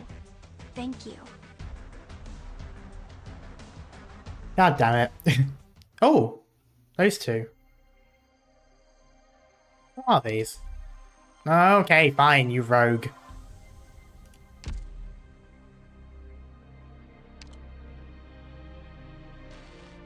There we go, I'll take that.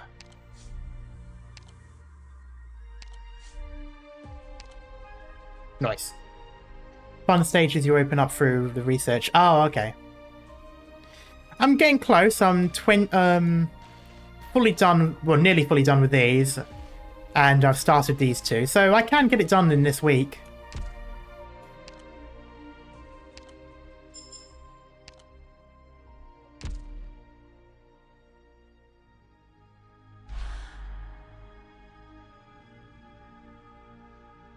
Imagine the fake sky is a barrier preventing outside invasion, and Kristen just opened it, and now Terra has to deal with Seaborn, the North, and space. I mean, I did touch on that briefly in my original Talos 2 video about what the sky could be. But,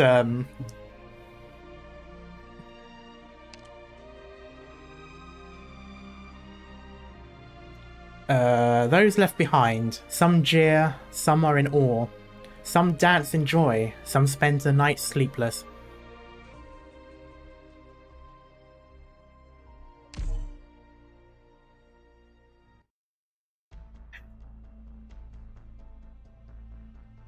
A coastal view that one can see anywhere in Iberia.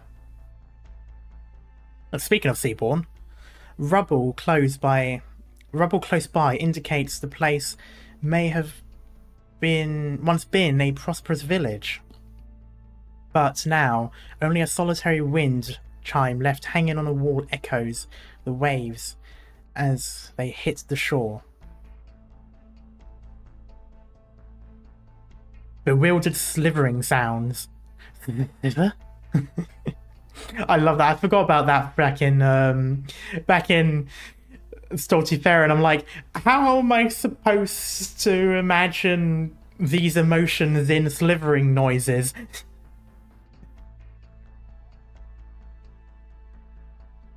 Remember what the end speaker said? I vaguely remember making a joke about the Seaborn becoming Starborn or something.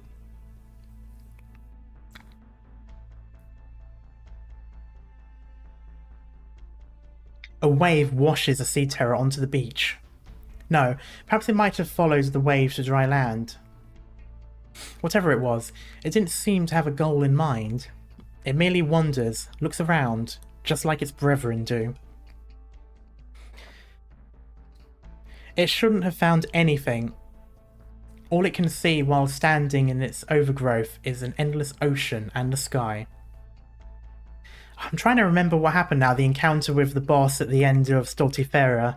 There was something star and space themed in it, and I just can't remember what they said. But in the next moment, it is as if it has sensed something and looks towards a certain direction. The never-changing sky is swept by a wave of ripples. Doubtful growling. Ugh. It looks in that direction, but there is only an endless sky. Soon after, its compatriots arrive, its kin, its wee many. In their eyes, all their eyes look at the same direction.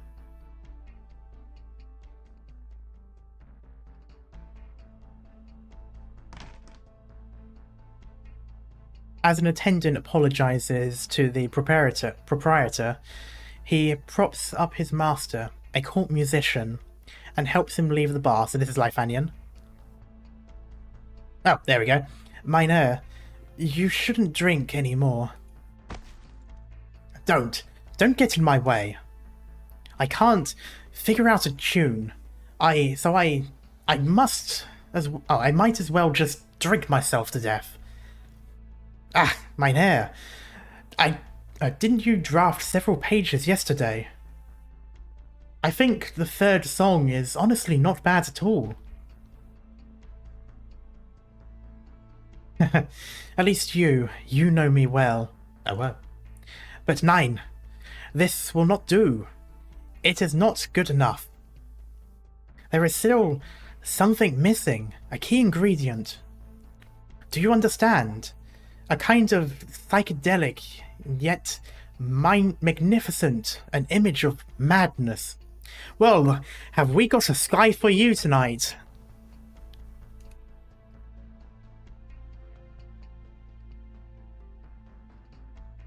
Of course, I understand you completely. You're always chasing this kind of work. Huh? Oh, I must be really drunk. What's wrong?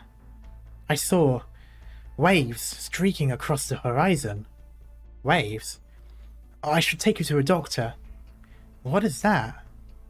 The attendant lifts his head towards the sky to see halo-like waves, not raves, they're not partying, sweep across the night.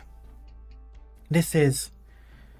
Could I have somehow gotten a second-hand intoxication through the air? No. The clouds are like waves, and the sky is a curtain. I'm so sorry. Gut, sehr gut.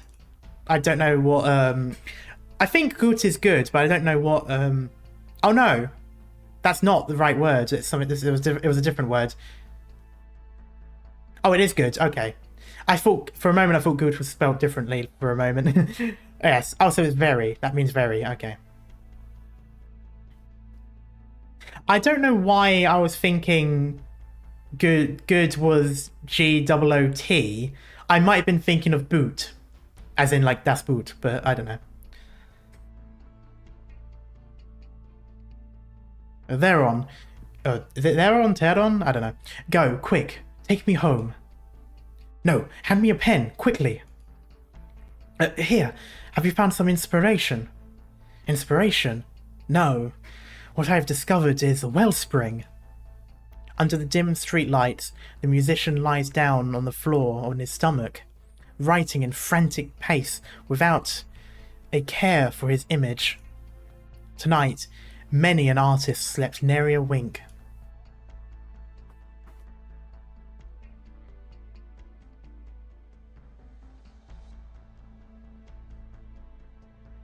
Well, take a gander at this happy lot.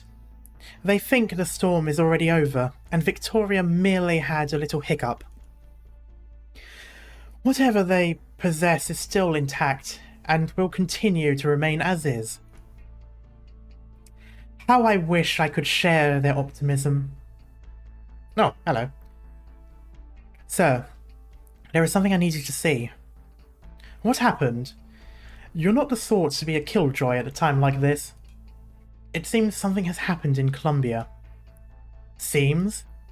Yes, we are urgently collecting information at the moment. Has our rebellious child again done something incomprehensible with the science and technology they are so overly proud of? You hit the nail on the head there. That has yet to be determined, but at present I can confirm that this is information you must know. Just how important is this matter that I have to be proactive instead of waiting for you to bring it to me? It is honestly beyond the scope of my abilities.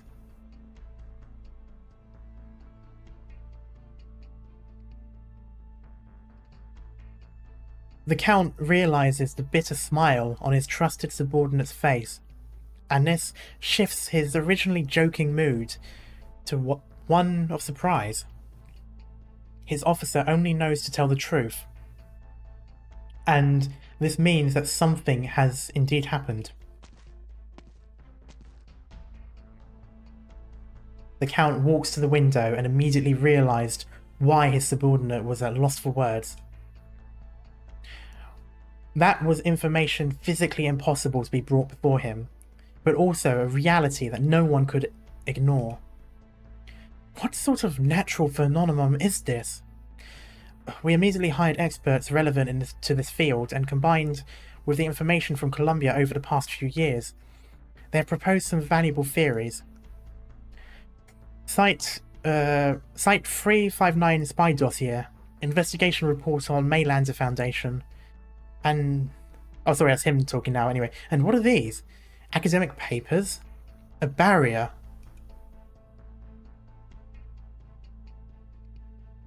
Tell me the key points of note. This layer of ripples has originated from Columbia, and is extremely unnatural. After conducting some simple observations, we believe that the findings to align perfectly with a long-forgotten theory in the world of science. The sky above our heads is indeed false. Something has happened, and we know nothing about it. We have already mobilized all our spies in Columbia, and they will soon bring us the results.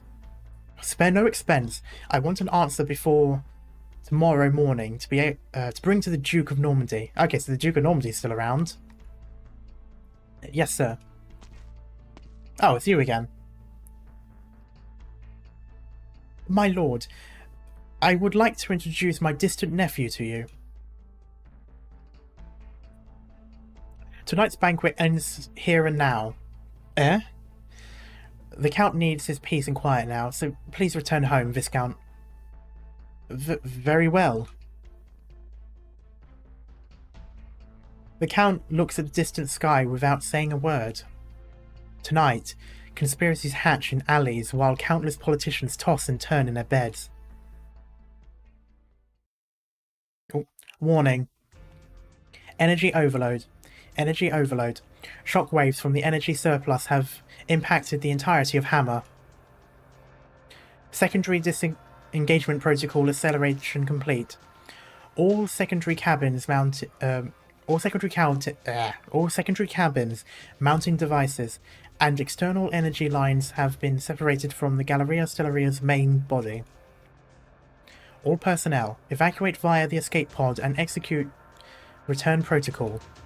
Repeat, all personnel, evacuate via the escape pod and execute return protocol.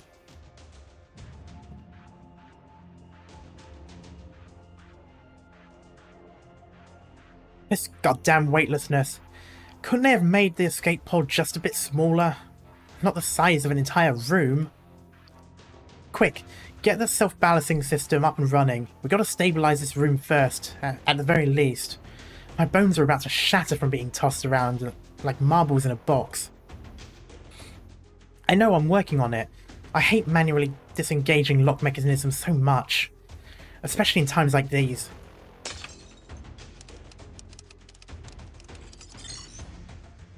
Whew. Alright, it's stable. Now to check the return protocol. The drone pilot parachutes have been launched. The landing trajectory is on auto-adjust. If you look up, there's still some time to bid your farewells to Control. Hey, Bullet, look at the corridor. Isn't that... Director Muesli?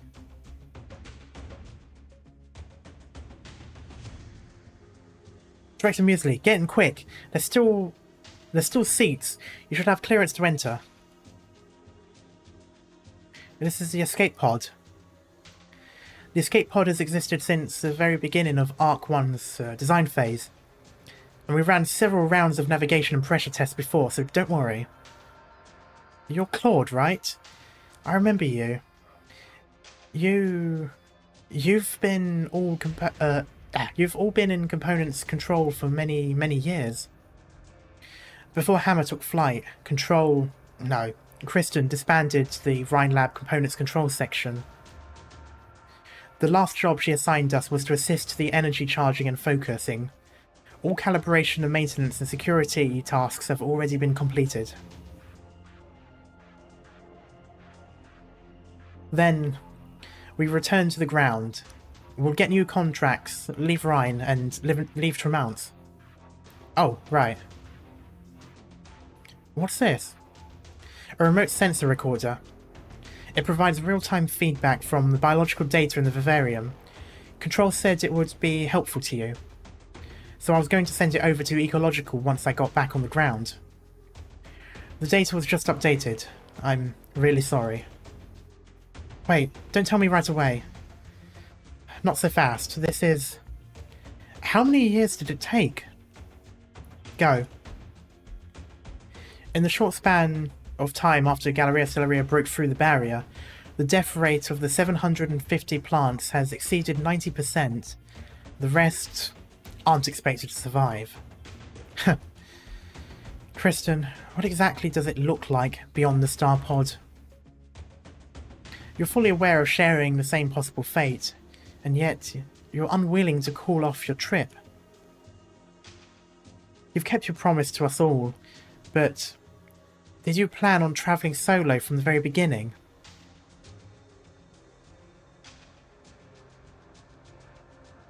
And Saria, she...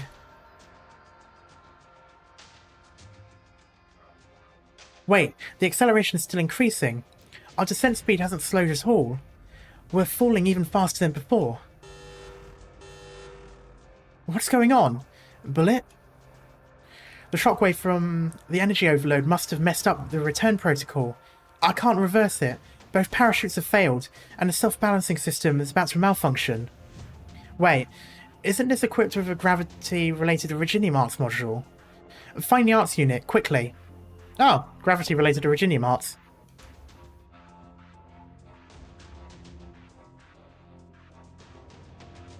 Right. But the current high temps and energy shock from earlier have fried a third of the modules. Current height, 3,454.7 meters. There's no stopping it. I hate not being able to jump out of a pod right now to lighten it. The heat insulation layer. The speed's too fast, and the escape pod's layer is about to burn through completely. The damage rate is at 60%. The wall is deforming. It will disintegrate at this rate. I'm fairly certain they use that sound as the alarm to alert us, to make us think, oh shit, something's going to happen. Oh. Oh. The wall is deforming. It will disintegrate at this rate. Bullet? Son of a bitch. Couldn't you have passed out after installing the arts unit?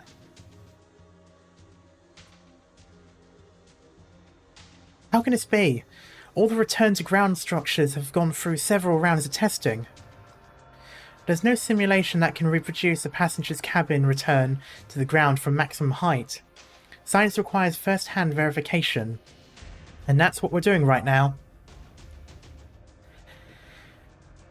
We should head to the inner cabin ASAP. The seats are cushioned and there are oxygen masks. We might just... At this rate, we'll hit the ground in a minute. No one's going to survive. Shit, I don't even have time to record a final video message. Are there people waiting for you? The tremendous centrifugal force throws Claude against the wall's, the corridor's bulkhead. His face is pressed against the glass, and he sees a small, shiny spike.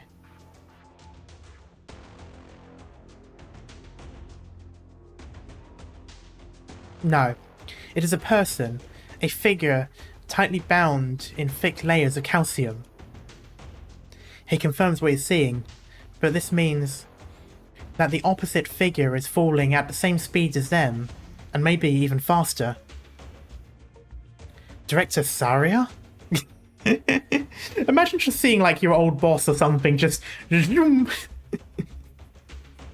just like The Rock in that one movie. I don't know which movie it is, but it's like doing that sort of dive. She's probably passed out. At such a height, even the thickest calcium becomes a fragile layer of an eggshell. And she herself doesn't even... Oh, and she herself doesn't even thicker than it? Okay. The Kratos meme. Oh yeah, the Kratos meme as well. Damn it. Water. A vast body of water. Water seeps from the escape pod's bulkhead, stretching in mid-air like a living organism. The escape pod isn't falling at high speed. Is falling at high speed, rather, that makes more sense. And a large river of water is being towed by gravity and vaporizing. But several thick walls still manage to form the direction Saria is falling. In the direction. Claude feels like he's seeing a lake without a shore or a lake bed. He looks at it from the bottom, and the waves are folding in layers as they sway over his head. If he wasn't currently busy trying to save himself, he feels as if he must follow and learn from the Earth's poets on how to look for the right words to describe the scene in front of him. Water also rises in the cabin, and he is pushed back in the interior.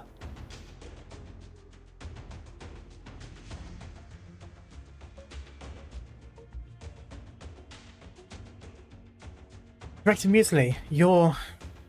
melting? Oh. Come on. We've got her as a playable operator, so surely. Clone, maybe? Saria, I guess you did end up fighting with Kristen after all. So, even you couldn't stop her in the end. Oh, in the end, we couldn't do anything. These water barriers can give you somewhat of a buffer, so if you can, I hope you live. Shucks, I probably look real ugly like this.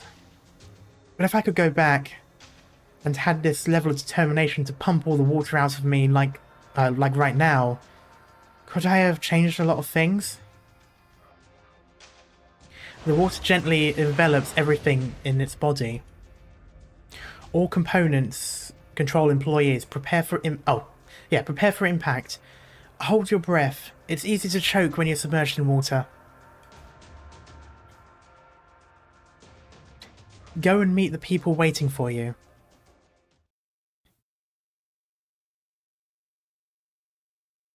The first New Year's Eve after the founding of Rhinelab, before the show ended,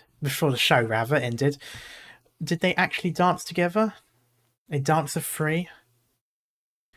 She has kind of forgotten. Please show us out of it. Damn it.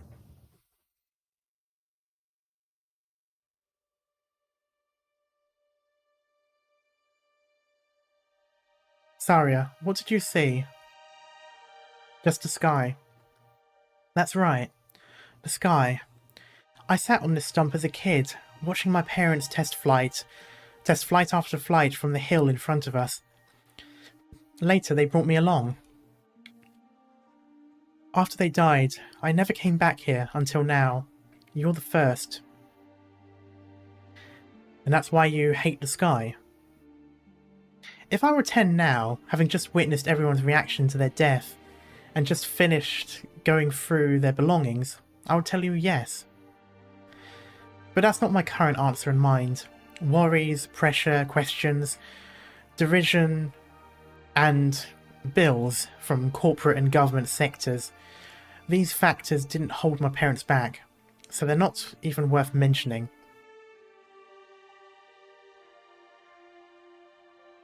All the way, my parents staunchly advanced towards their goals, and they only lost to themselves in the end. If the journey is destined to end prematurely, then I too will willingly die on the way there. But don't say something that's ominous. Can I succeed? I don't know. But I'm set on doing it. I inherited everything from my parents, and I've even gone further than they did. Kristen. Saria, I'm not asking anything from you. I'm just sharing some past events with my best friend. I understand. So, any thoughts? Weren't you merely sharing your story? Oh, you're such a burden beast. Say something at least. She literally just said, you're such a cow. The sky is really beautiful. She knows that no one has even seen the view at such a high altitude from such a position, and that the Galleria Stellaria is getting further and further away from her. But she cannot open her eyes. She is falling at high speed. The wind howls, scraping against her face like a knife, and the cold, thin air rushes into her nasal cavities, making breathing difficult. Raw calcium accumulates in a frenzy, forming a thick crystalline layer around her body, so as to prevent her dying from the violent air friction. But she cannot do anything about the impact when she lands. It was already over. The vertigo from weightlessness hits her, and no matter how hard she resists, she loses consciousness. Falling thousands of meters from the sky obviously takes a few minutes, but why is it taking so long to experience death? She vaguely senses herself falling into the surface of water, her speed somewhat slowing down, and afterwards, amidst a burst of mechanical buzzing, it feels like as if she has fallen into the clouds again. How soft it was. Saria. Saria. It sounds like someone is calling for her. A familiar voice. Iffy, maybe? Oh, silence. I like that her ID card basically has the default, like, no profile picture avatar on it. Don't say anything yet. Eye movement response normal. There should be local internal bleeding, but cardiopulmonary functions are normal. The impact caused multiple external injuries. A slightly torn flexor tendon in the right leg. Oh, ouch. I'll apply a temporary treatment on the affected area. Fortunately, there isn't any serious damage to your bodily functions, but when you return to Tremont, you need to undergo a comprehensive medical exam. Saria, do you have a headache? I would expect so. I'm fine. Good. I crushed your drone, and these air cushions. It's fine. Where's Ifrit? Is she not with you? She joined the search and rescue efforts too, so she should be nearby. Let's go meet up with her. Can you stand? Come, I'll help you up. Silence, Thanks.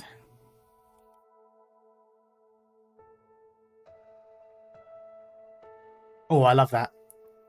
I love this artwork. I always say that, but the artwork in this game is honestly really good.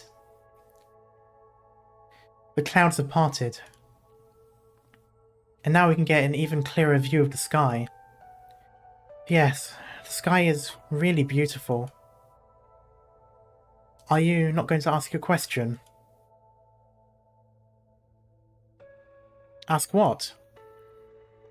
What happened in the Galleria Stellaria? Would you tell me? I'll need some time.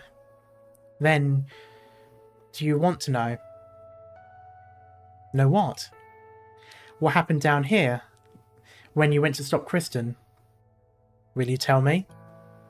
I will. Okay, I thought she was going to say the same thing. It'll take me some time. I need to know everything. Likewise, Saria. I need you to be fully informed, to be better prepared. This is the only way we can ensure that we won't make any missteps on the road ahead of us.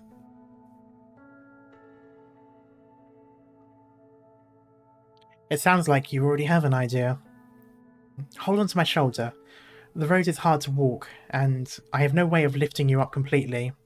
So, we have to go together.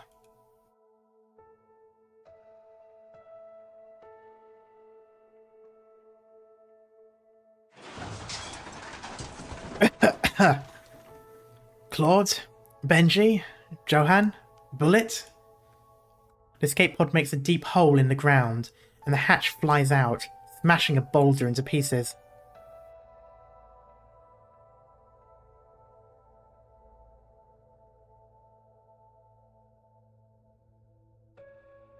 The inner cabin has completely warped, the infrastructure and equipment looking as if they were wrung out by a pair of hands.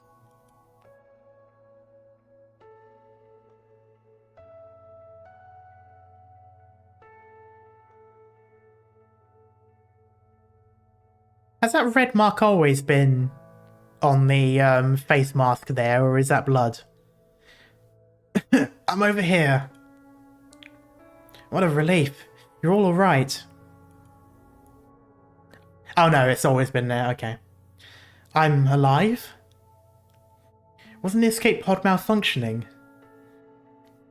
We dropped from an altitude of over 5,000 meters, and we're still alive? Whew. Ouch. Easy on the hug, it hurts.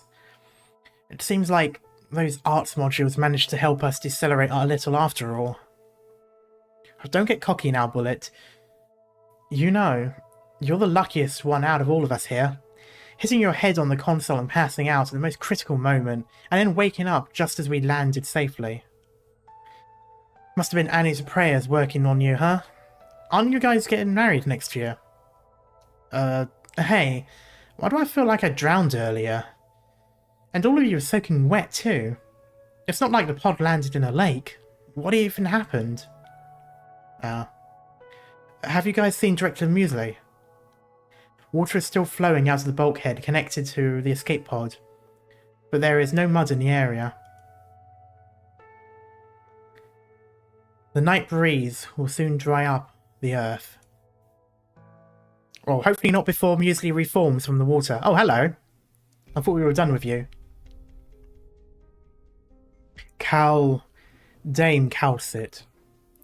I must admit that we are alike. My empathy with Doctor's emotions merely comes from an emotional module that has yet to be erased, even after these tens of thousands of years. I am not Friston himself, merely a tool that was made. But you are more flesh and blood than I am, with more freedom. That makes me a little envious. Any words of comfort will sound like I'm belittling your mission, Friston. I'm glad to have a life like this, and not just this one. I'm glad that I'm not a simple machine. I have already been searching for the original answer. from the very moment I began my walk in the dust of disappointment. Name drop. She said it, yep, she said it. I wonder how long Hypergriff have been waiting to put it in. I have experienced more direct losses than you have, but I can only say that I have gained more in return, even more in return. If everything here had yet to happen, you might even have been able to travel through the land currently known as Terra. Just like the Doctor once did. If there is a chance, I'll be happy to take it. I have a request. You're the only one who knows how to operate the system, so I would like you to erase these twisted data spanning 4,765,403 days. Keep only my emotions and original memories. Let me die as Trevor Friston, even if I can only die as a replica. I understand your decision, but this process will take a lot of time, and you will gradually slide into despair in the process. Yeah. I wish to face the skies that were once free, but not as a lofty judge in an ivory tower, nor as a ghost. That's 13,000 years, yeah. At least, let me face the remorse and guilt I have as a person, from sending my compatriots to their doom with my own hands. Let me at the very least see from a purist perspective how you will face the future. To think of that sky, this is my final wish. This is closer to redemption than continuing to be tormented for eternity. Yeah, I'll go with this one. Thank you. You might call this arrogance, but I must say this nonetheless. The weight of life, the weight of civilization, you can't possibly even begin to imagine how heavy it is right now. No one has the capability to decide for others what the value of their lives are. This belongs to the past, and so I will not go too deep into it, but please remember this, Doctor.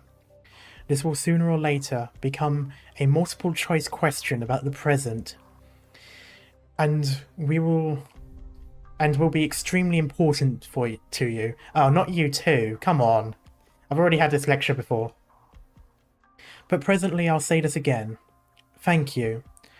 This is the final thing I can say. Go, Countsit. I have already granted all privileges. Let me meet my end as a person. I respect your decision. Please, just wait a moment. Is there no other choice? Doctor. The doctor who knows... Oh, the doctor that knows nothing. I don't know how much you know, how much Countsit has told you, but now, before I lose all this data, let me answer your questions. Kristen also asked me innumerable questions, and I answered them all, and if it was necessary, I even showed her the answers. After witnessing everything with her own eyes. She did not lose herself. Her ideals did not even waver the slightest, and she did not see her own existence as inferior thereafter. I admire that character of hers, and so to be fair, I will also treat you the same, Doctor. Perhaps this personality of my obsession is also a present from Trevor Friston. Who is Priestess, and what is Originium? What do you mean they're not as different? These two questions are not as different as you might imagine. Originium. Even if you've lost your memories, even if you've just learned, it far exceeds the categories of the infected, catastrophes or arts. You are still keenly aware of how important Originium is. That is the way to go. Countsit knows some answers, but I think she won't be able to tell you. Priestess will not allow her to. This restriction is carved into the depths of her original consciousness, and even death will not free her from those shackles. So, should I really tell you the answer? Perhaps Calcit is afraid that the truth might loosen your memories and turn the tables on your hard-earned developments. Though, I believe you have already done some preparations on your end. I can give you the answer, but not in its entirety.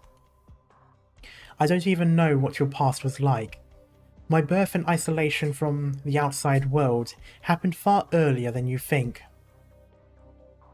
Originium was just one out of the many innumerable answers. Originium means unification. Originium means another state of existence. So is it made? Like the ocean of Solaris, where everything exists within disorder. Oh, yes, you have yet to even realise the contradiction of it all. So far, Rhode Island has been working towards curing oropathy and solving the problem of the infected, though you have also involved yourself in outsider matters due to Calcit and Teresa's ideals. However, you, in the name of Rhode Island, fight against Originium. This is the root of everything. I do not know what decisions Priestess have made in the end, but it seems that Calcit, with all the lives born of this land with free will, has no way to peacefully coexist with Originium. Originium can benefit humanity, but it can also destroy everything, just like the frenzied creatures in the ocean that endlessly expand the rift in the north. And the endlessly expanding rift in the north, sorry.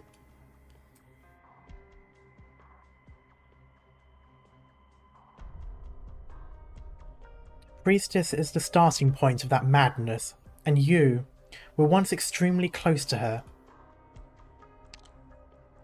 So we can cure oropathy. And what can I do? What does Originium have to do with me? What can I do next? I am incapable of guiding your next steps. Strictly speaking, Originium in just its current form, it has already exceeded my understanding of it. Oropathy is not something that was carefully planned and produced. In your current situation, curing it is difficult, but there may be other ways you can stop or use it. Your past with Priestess seems to be Calcit's greatest taboo, and I don't even have the full picture.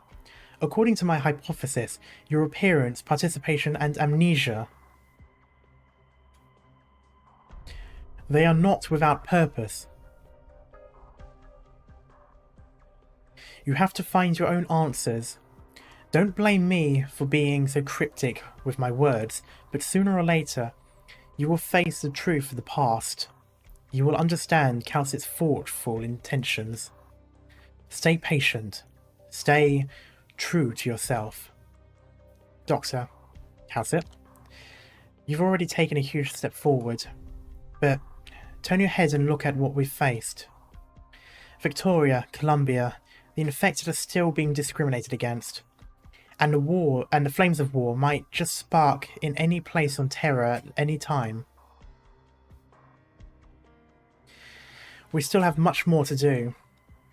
There will be more and more layers of crisis in the future, and the current situation will become an even more worrisome. We'll fight it together, right? You're the commander of Rhode Island, and you're the Doctor Amia trusts. We'll find a way. I'm delighted to have met you both in my final moments. I can already feel some data slipping away. I might even forget our conversation in just a few seconds. Having lost the support of your database, your emotional module will once again re-experience the loneliness of the past dozen millennia. No one knows what the consequences will be. To compress all those years of emotion into just a few minutes. I will destroy this bunker before the energy is depleted. You will need to escape in time. Thank you both. Drowsy. Oh. You? A living creature? Here? Okay, it's regressed before it meeting, Kristen. You must wait. Why is it so dark here? I'm in... Too long, too dark. No, there is still 173,050... Oh, there's still the 173,005th attempt. And the next time...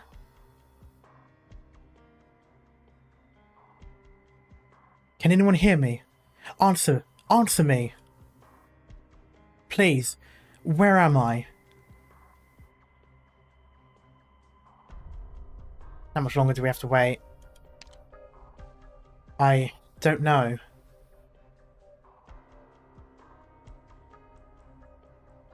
You say the priestess is a source of madness, so priestess create Originium. That's kind of what I'm thinking at the moment, and I'm assuming the doctor was involved in the team for it. There's no way for us outsiders to judge. If these cries of anguish are memories from his past, or the emotion module responding to the stress from processing all that compressed emotion, I only feel pity and respect.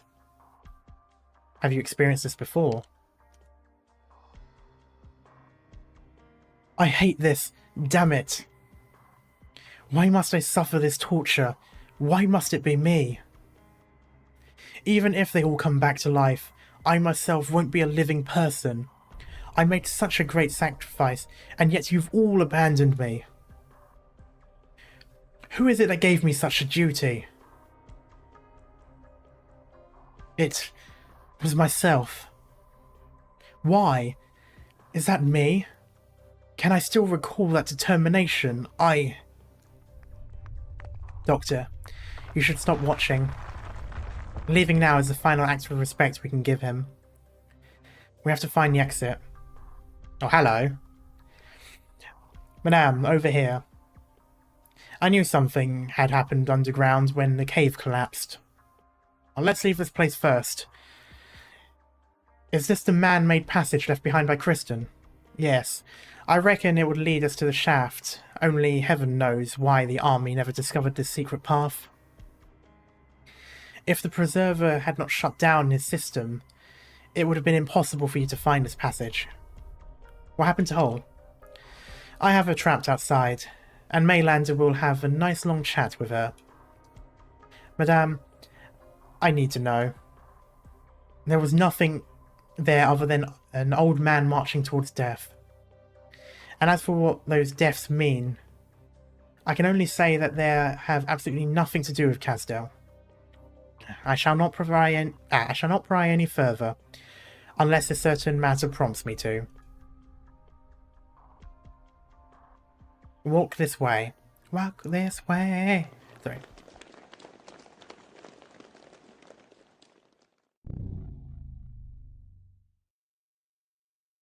I am Trevor Friston.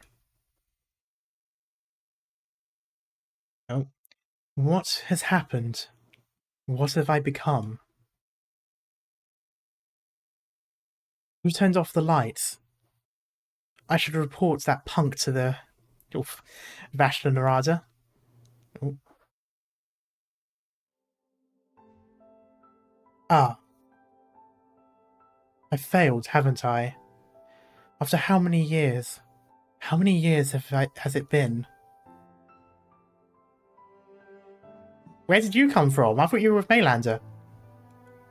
Or is this... in the past? I don't know. No, it isn't. Okay, where... how's you... okay. I shouldn't question it. It's Hull. That damn tin can. At least he hasn't decided to drain my blood dry yet. I don't think it's a vampire. Where am I? Who are you? What are you? What are you talking about? Why do you have a tail? And the feathers on your head? It's not an accessory or weird fashion trend either. Just what sort of place am I in? These are sarcophagi. Hundreds and thousands of them. Kristen. Oh, Kristen. So this is the god you spoke of. Pretty different from what I imagined. He looks... very sleek. Greetings. If this is indeed the courtyard full of oracles, the destination of charity, can you install in me wings from the blood of the Corculan? I always mix those two letters together. Can you show me their wind and thunder, the glory of soaring in the skies, their magnificent form? I come to you bringing 451 years of obsession from the Ku'ulkan people, only for your approval and your answer. So that is how it is. I am starting to understand. My existence is fading away. I am dying. Well, this sure sounds like something a bastard like me would do. Don't you think it's too stuffy here? For a place deemed a destination. It's too stifling. I've hated bunkers ever since I was little. I had thought, why not hide within an asteroid belt instead? What will I become? What knowledge, my desires, will they disappear into thin air as I gain power? If you would be willing to speak in a language I understand, God. Well, I have no idea what kind of creature you are. I don't even know what the sounds you are making mean. If only she had met him just a few moments ago. But in a dying old man's final vision, you are on the true path, yes. I so badly want to see her one more time, my morning light. An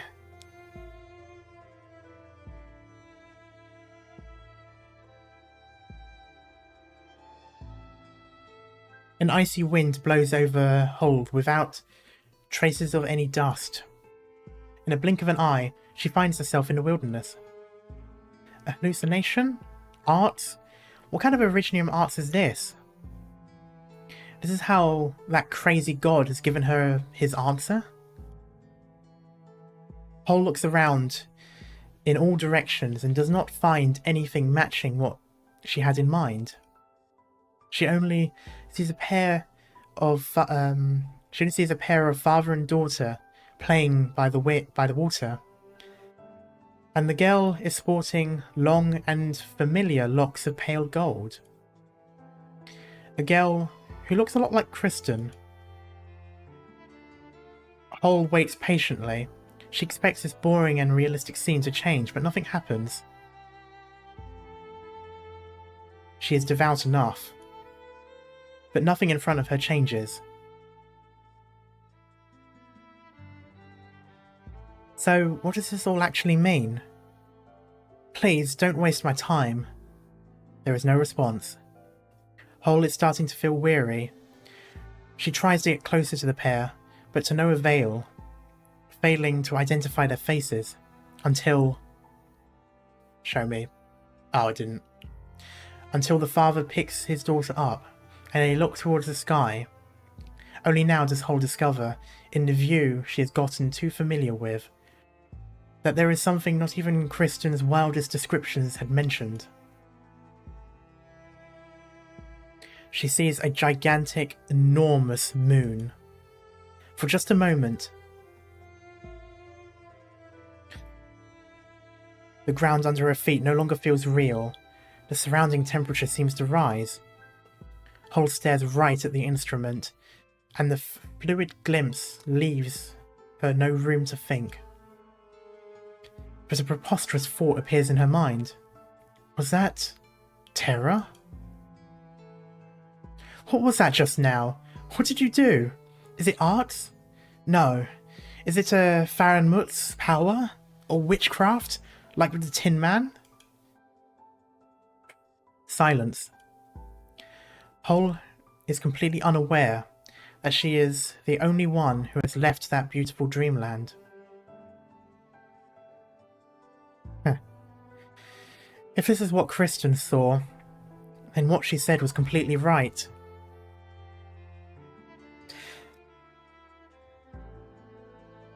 Well, I must admit, a part of me feels like the father and daughter, they said it looks like Kristen, but part of me is assuming that it wasn't Kristen, but perhaps Kristen's daughter, and maybe he helped Kristen just because it happened to look a bit like her. Especially with that last moment where he was clearly thinking of someone.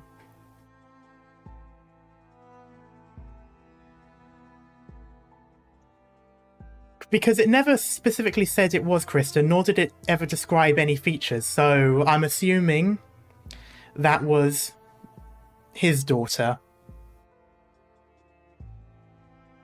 Kristen Wright, you really do invite jealousy.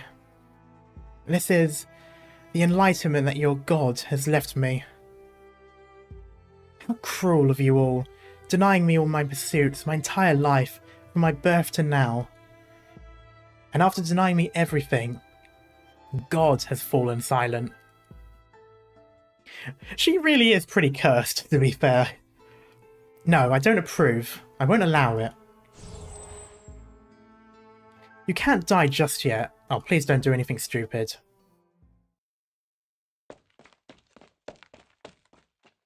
Please don't. The man wants to die.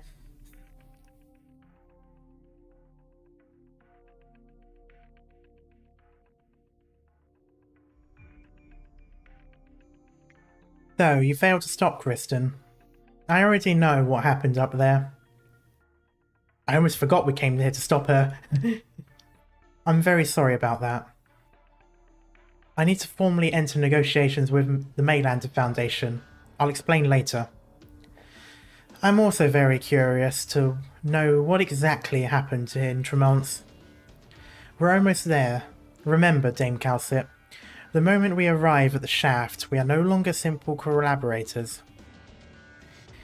If you do not cooperate with us, I will have to resort to force. Oh. As you wish. What's with all the tension?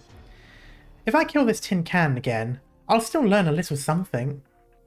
When did you... Shouldn't the other agents have caught you by now? That's not important. But I think it's best for none of us to act rashly now. Don't mess this situation up. You're not exactly breathing deeply either. I'm real curious, Doctor. The lineage of the Elders, the Kukulkan's source of power. Are these things even considered secrets to you and Calcit? And no comment. How cold. I wish we could just tell her, to be honest, if we do know. Like, I feel like she deserves it at this point. There is something I want to understand. That the entire course of my quest has been invaluable, and yet, after finding the answer, people only know how to sing its praises. If after resolutely trampling on a dry and dull answer, if I wish to continue searching for the future, can I come to find you people? Figure out how to deal with your boss first. Of course, I won't show up empty-handed. That's not what we meant. Please don't come here with any severed heads. You won't be able to guess what I retrieved from hell. Oh, your staff? What have you done? Your unusual arts can store memories. Could it be that you... Oh, please, no. No, why? We did this to get rid of his torment.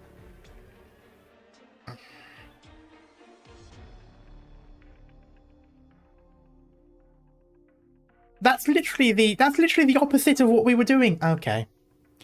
Perhaps I rescued a god that almost succumbed to dementia, but in the end, it's not even considered a living being, and it's too difficult for me alone to help it recover. Not like she knew. I know she doesn't know. It's not her fault, but it's like, fucking story. Hypergriff know, so I'm gonna blame them. So perhaps you can help me, since you might not want these things to fall into the Columbians' hands.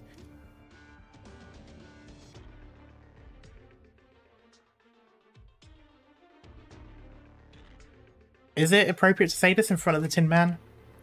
I've already brought it out into the open, and the Tin Man has seen it too. Do you even still have a choice to make? There we go.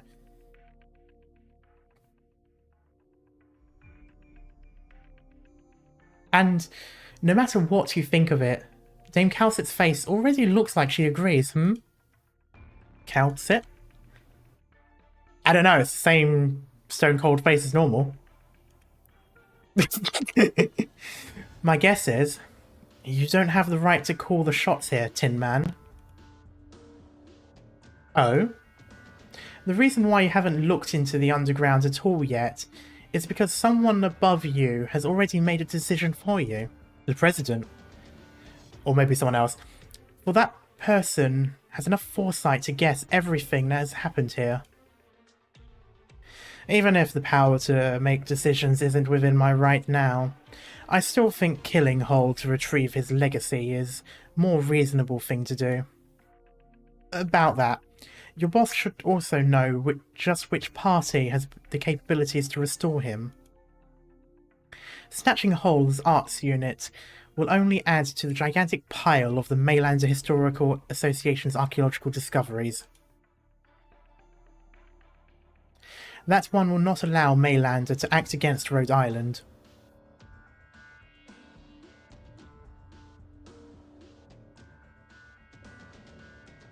Your coercing efforts also fall flat, Hull. You can only hand it over to me, or I would hand it over to the Tin Man. Such a horrid, oppressive feeling. So, you've even been keeping this strange thing by your side? It's meaningless to fight here, so let's all return to Tremont's first. After that, we can negotiate it in the open. It's right in front of us. We can go up from here.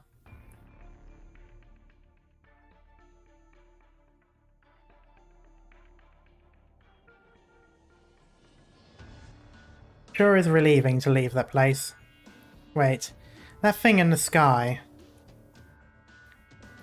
A clear view of the torn sky can be seen through the tunnel leading to the shaft. Kristen?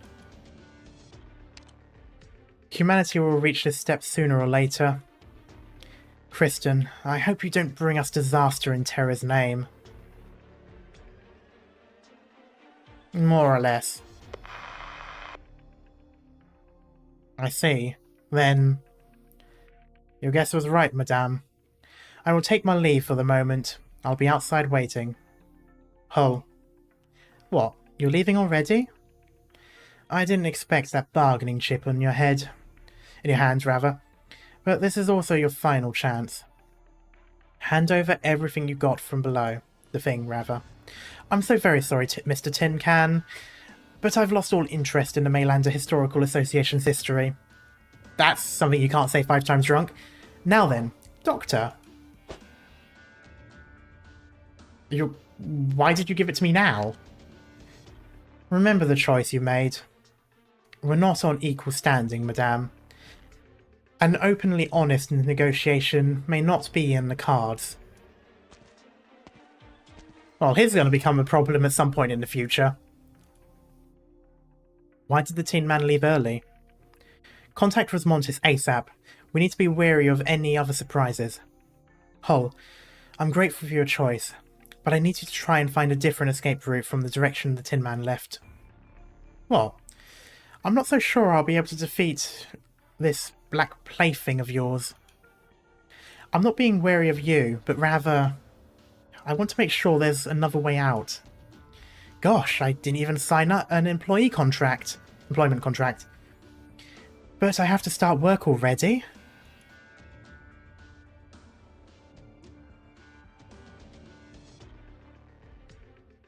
Rhode Island couldn't possibly leave you alone to your own devices the moment you handed over the data to us in front of the Tin Man, could we?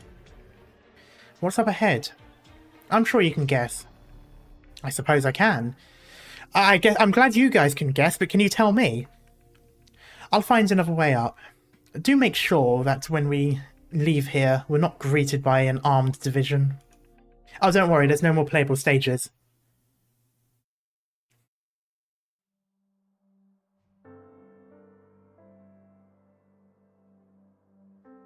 Quiet. It's quiet, rather. In the aftermath of those unfathomable energy waves tearing through the skies, the facility that should be full of scientists, soldiers and workers is now completely empty. You and Calcit travel between these structures without exchanging a single word.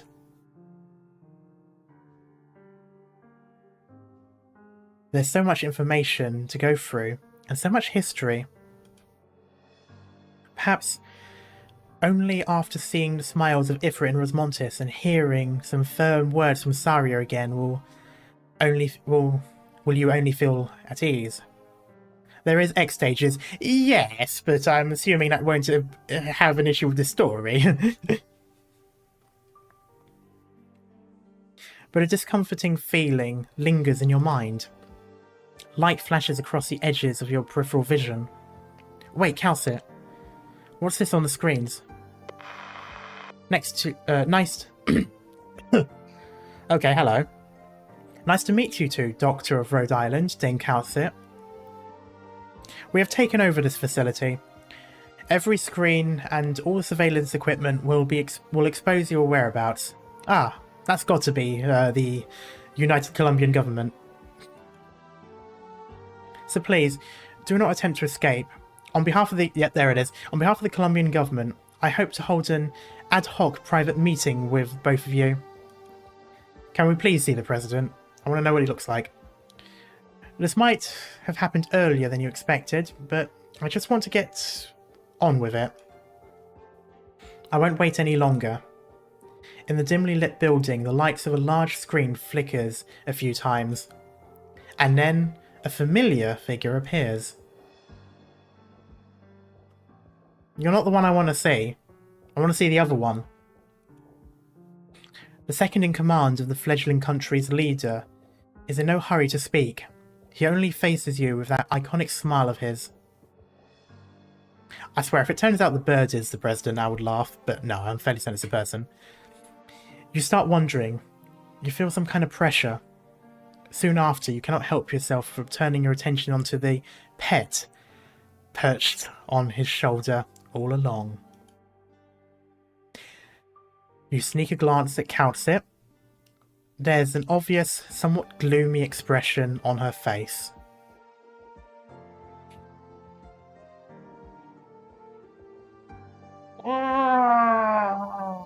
Okay.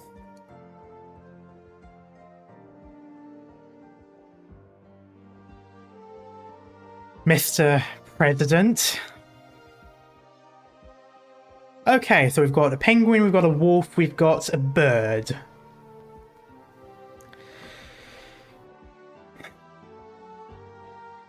It's got a fucking mustache. It's got a fucking mustache on its beak. The Vice President does not react.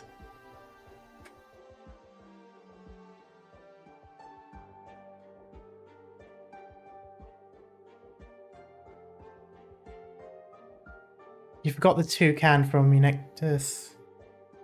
Oh yeah. But his pet just happens to be talking. Just happens to begin talking. Been a long time, Dame Calcit. How long has it been since we've had a conversation like this? After that little thing you and Maylander put together? I thought you would be staying in Colombia, but then I blinked and you were in Sargon. And then who knows where else you went after that. So... okay. It's a shame. If you worked together with Maylander Celine herself, who? You could have really done something for Colombia. And then maybe the people wouldn't have to need to wait for a vice president to be born.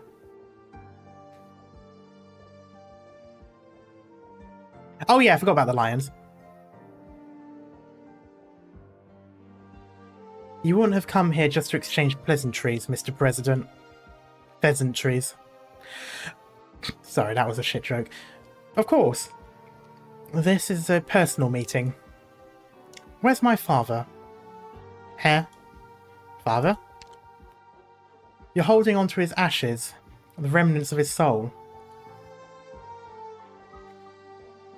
Let me touch him. I've never got to meet him, but he is the last thing in this world that has any relation to me. There's also parts. Your parts. We come from the same roots, but now we're drifting apart.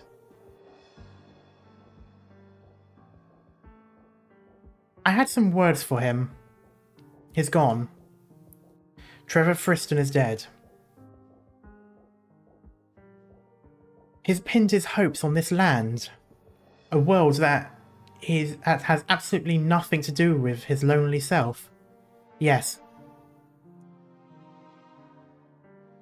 If that's his will, then you had better leave. I'll respect his feelings. You'll be able to fix his shattered self faster than the Mayland Historical Association can. But remember this. We will collate our wills. We will seize the truth of everything. Columbia will become the sword and shield of terror, just as he wished. This is the best condolence that I, President of Columbia, Mark Max, can offer to a dying era.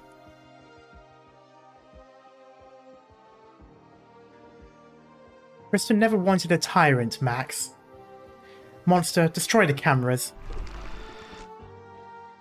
Let's go. Yeah, can we not repeat the mistakes we've made, please?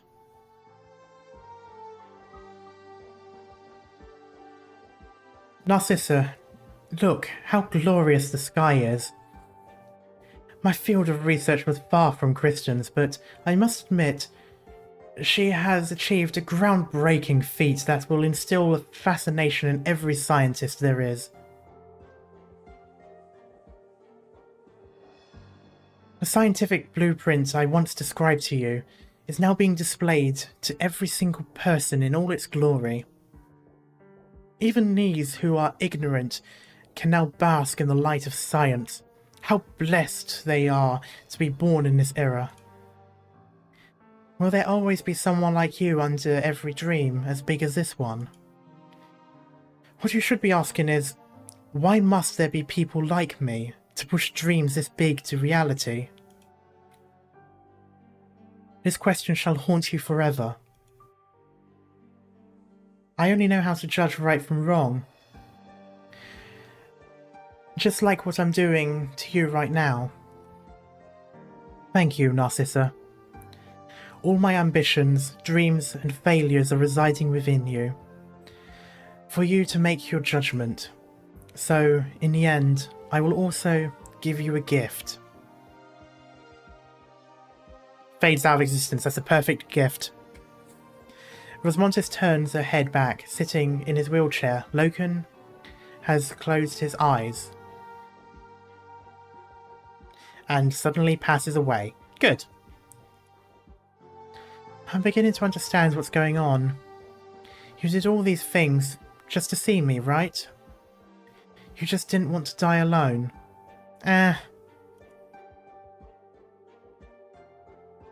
You want me to... Oh, you want to be remembered by me, and to live on within me. But, no. Yeah, just not write anything down. I came here just to watch you die. Nice. Rosmontis takes out her diary from her pocket and writes a line in it. The criminal Loken Williams received the trial he deserved. She stares at the line for a while before putting the diary away. And now, I've forgotten you. Great. That is exactly what should have happened. I should go find the doctor and counsel it. That is exactly how this should have gone. I am so glad.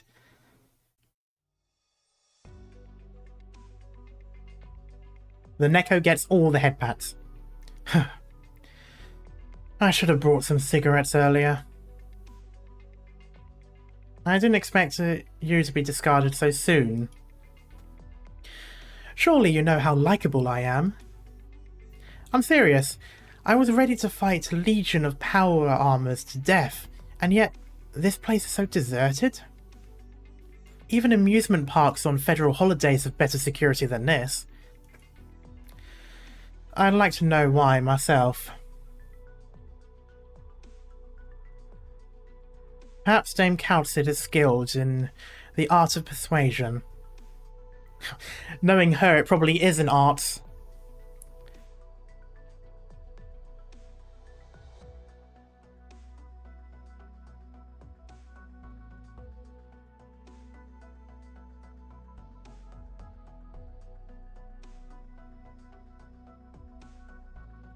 Sorry, I just had to reply with something. So skilled, she managed to convince even the mighty president of the Columbia Union.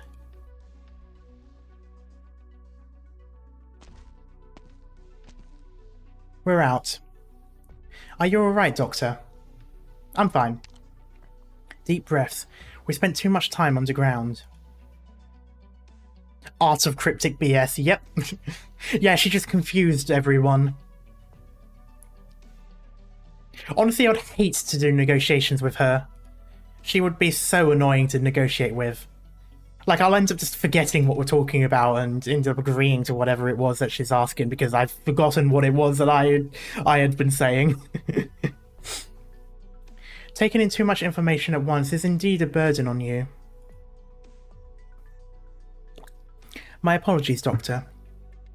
I wanted to wait a little longer until you were ready to face him, to respond to all the doubts and questions you have about yourself.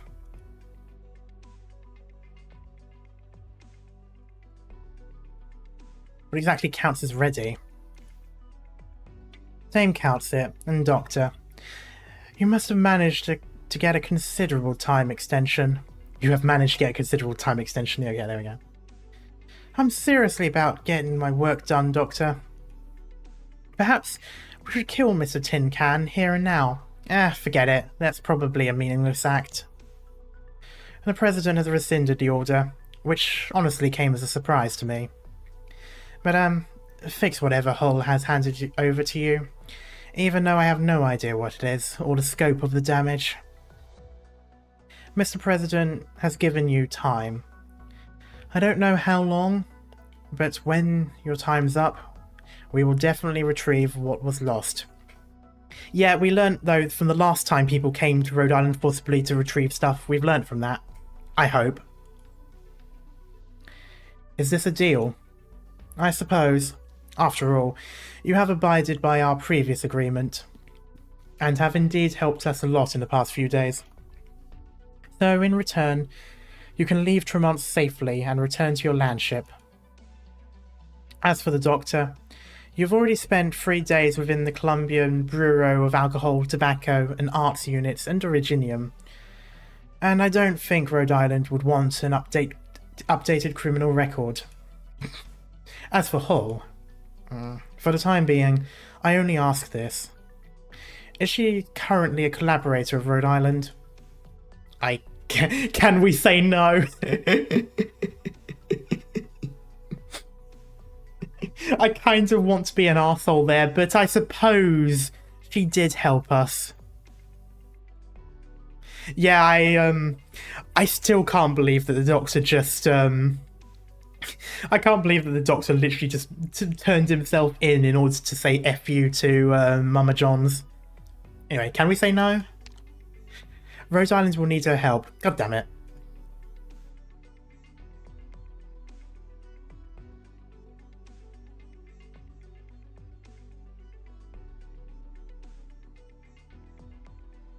After all, she also made contact with the truth, so I can't just ignore her. Thank you, Countsit, Dame Countsit, and the Doctor as well.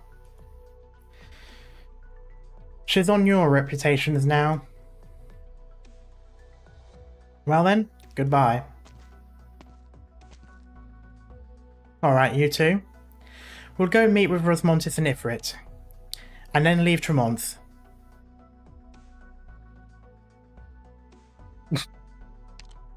Doctor, what are you looking at? Bubbles? You suddenly notice that despite the considerable night breeze present, the mud in front of you holds a tiny pool of bubbles yet to evaporate. Yes, she's alive. The sporadic bubbles meander forward, like a series of extremely light footsteps. Yes, bubbles. You look into the distance and discover that the skies of Tremont, in the moment before dawn, is full of fragile bubbles. Countsit, I'm going to look for someone first.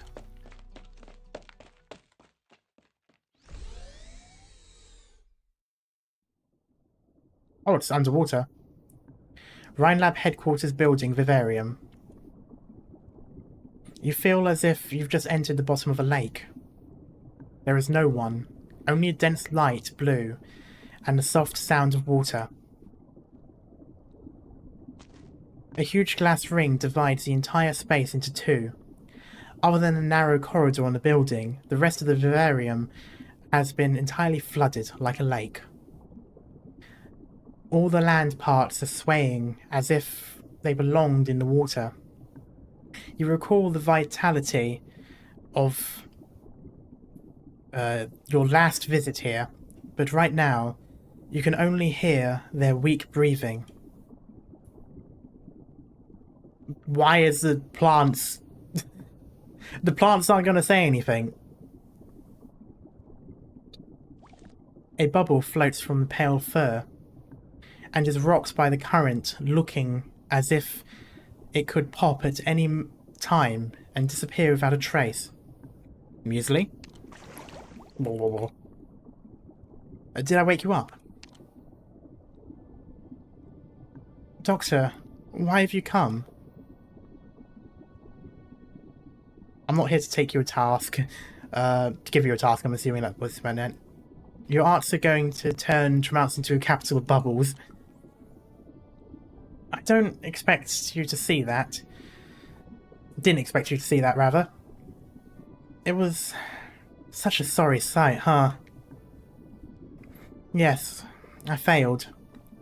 Doctor, you didn't get into the Galleria Stellaria, but I also got shut out. I even almost killed Saria, and the only thing I managed to do was to save a handful of people. I already know what happened up there, so you don't have to say any more. Don't speak anymore, Muesli. I pumped out all the water from my body, and expected myself to evaporate. But I only had a short and shallow sleep, and didn't even get to finish my dream. I can't even kill myself. Before you come in, I think I was leaving the orphanage in Trenton with a kid version of myself.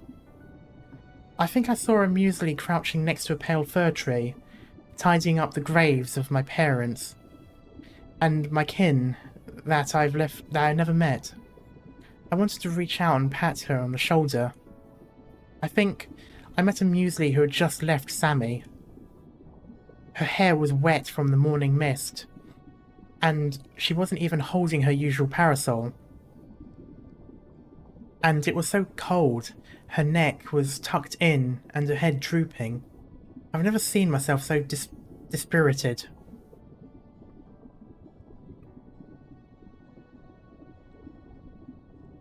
You saw other elves?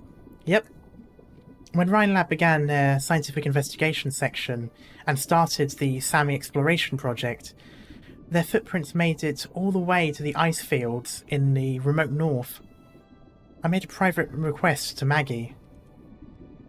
When Maggie contacted me, this place had just been built, rather. This tiny vivarium that shouldn't even exist on Terra. is an elvish garden. I found them following the coordinates Maggie sent me. Deep in the forests of in the middle of Sami, remote and cold, that bed of soil was locked up by the marsh and ice fields, far from civilization. A place you could hardly consider a paradise for elves. I saw a tree towering over the woodland, no different from what the other people of Sami live in and revere. But after just a few steps forward, I saw the true home of nearly 100 elves.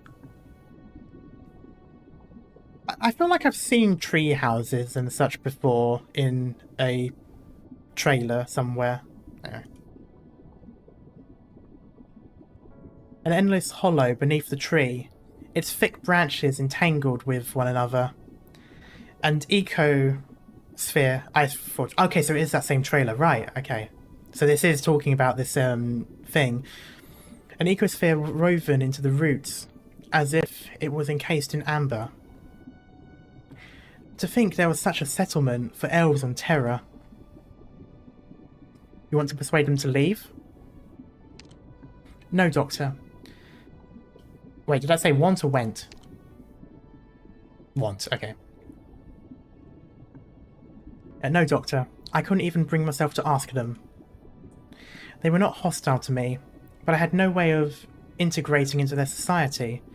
Not because of my metropolitan fit, but there was something natural separating us. We looked similar, and faced the same struggle. We're clearly alike, and yet we're also complete strangers to one another. We had no way of understanding or communicating with each other, like two waves on completely different frequencies. Doctor, I walked so far, and finally found a tiny patch of forest in the endless ice fields of Sami. But I'm not a leaf from a tree. I'm just a drop of water. Leaf in the wind, watch as it soars.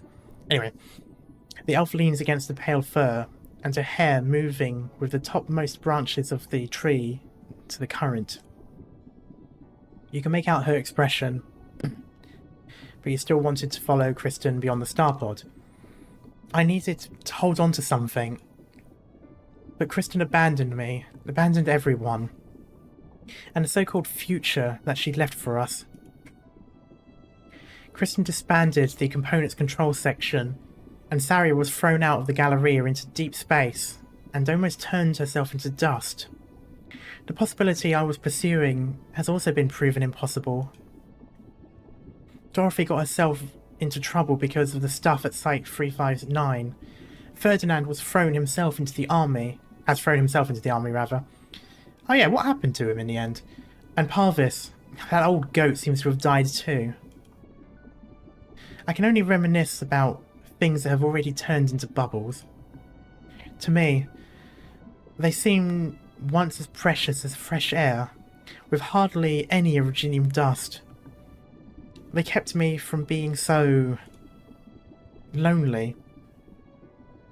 Doctor, if I was destined to always be alone, and if discovering and resisting this thing called fate still only leaves me alone, all alone rather, does that mean I'll never be able to rid myself of it? You attempt to get closer to Muesli, but through the glass and dense lake, she still seems to be far away. I bid farewell to someone before coming here. Who? A friend. So besides Saria and the gang, you knew someone else in Tremont. From the sound of it, you can't have seen them recently. But they left Tremont so soon after your reunion? I should say that my timing was just right.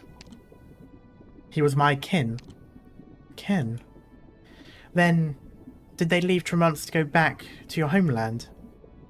You know, I was actually really curious about where you came from. I just started investigating, And the other time I snuck into Rhode Island, I even tried looking for your files, but I found nothing.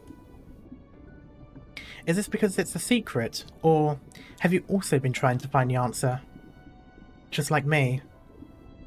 Perhaps. I want to know, when you meet your kin, do you still remember what you were feeling then? When you met, rather. Did you recognize each other easily? Well, I'd say the other guy was a little bit rounder than me. Could you understand each other? Could you provide comfort for each other's suffering? I never thought he would exist. Yeah. I was unprepared, I understood some of his answers, but my bewilderment only grew. In the end, I only had enough time to see him off. No wonder you look so exhausted, Doctor. You stop moving, and Muesli looks into your eyes, through the glass, across the still water. So, you also get lonely, Doctor? Frequently. Then... anyway. Then, have you ever wavered in your resolve? Wavered. Will you doubt the significance of certain things because of it? Rhode Island. The operators and friends by your side. That person who you forgot but still have been searching for. And yourself. Doctor, this Vivarium will shut down soon, so you should get out of here. You finally find a switch, and the glass opens in response, but the lake without its banks does not pour out, every drop of water held still by an invisible force.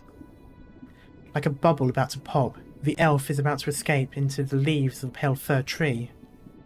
You step into it. Ooh, another awesome piece. You drown. Don't worry about me. I just want to sleep a bit more, a bit longer. Before I came here, I was asked a similar question, and my answer was, just as I've always have been. There we go. Being alone is a type of strength, Muesli.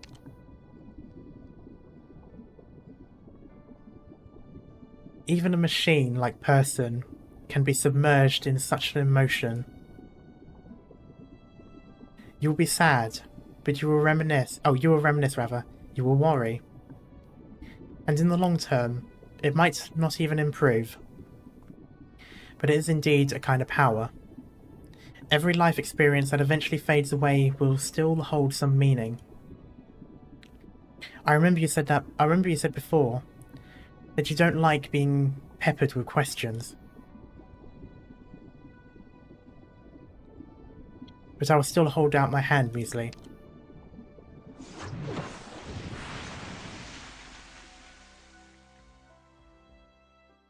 Damn. Oh, and there's another one. That was a fucking long one. Door to the future. The only certain thing is that we must keep moving forward. I hope this bit is shorter. I may have severely underestimated how long this stream will be on a Sunday. Oh, you are still alive. Good. Oh. Of course, both of them in the same... both of them in the same prison. Classic. Or maybe not, I don't know. I heard the prisons in Max DC have regulations banning any sharp objects, including pens. You're breaking the rules. They don't allow sunglasses either, Blake. I told you not to bother me when we got thrown in here together. Yeah, it's nice. I have important work that needs doing, and you've had a stellar record the past few days. So I hope you can keep it up. Damn it, I used up all the draft paper. Wait, I can still write on the back. Blake, help me out and ask the warden for some. Columbian Academia will thank you for your contribution. What the hell are you doing?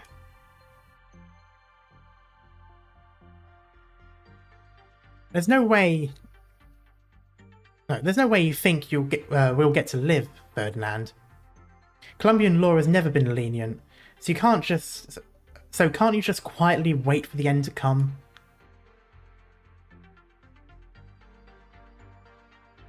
If you want to keep busy, why not think about your last meal? You've wasted 2 minutes of my time, Blake.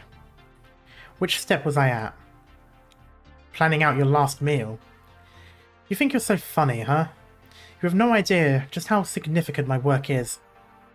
Over the next century, any researcher arrogantly trying to step into the field of high-energy physics in vain will have to engrave my theories into their mind.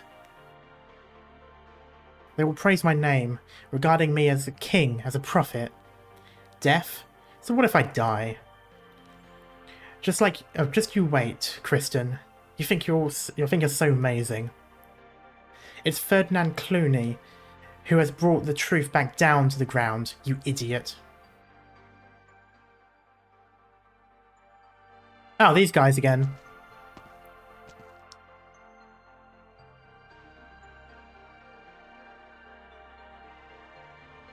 I'm glad to see you so hale and healthy, sir. Of course, of course. It's all thanks to you. These two from... yeah, it's from the same...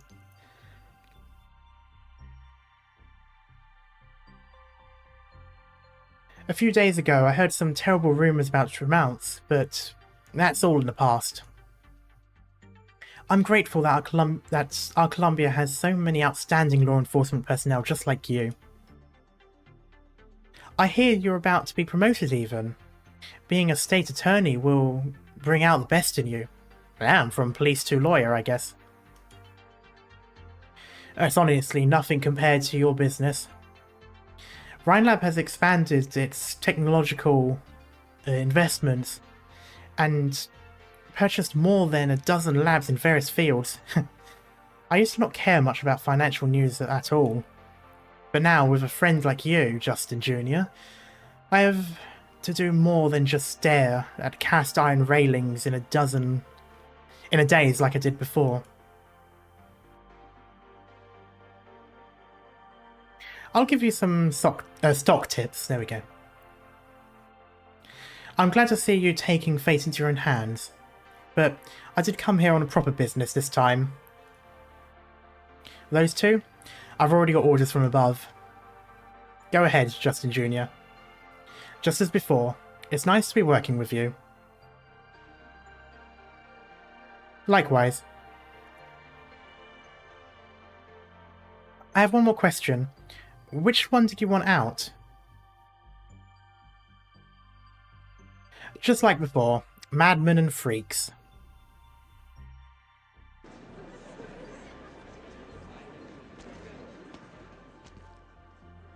You're here, Nasty. An interim meeting notice sent out by the already dissolved components control section. It's only been 2 weeks, and they've already reorganized Rhinelab? Not just Rhinelab. Volvo Koczynski and Beach Barella too. The top tech companies in the city have all received notices and sent their representatives here. Who do you think organised this meeting? We'll know in just a moment. Don't lean your head towards me. I don't want my shoulders to get wet.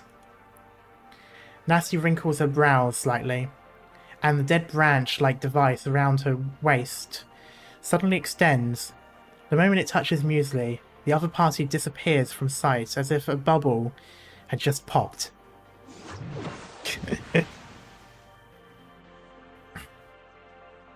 Seems like you recovered quick enough to have the strength for this little trick of yours, Muesli.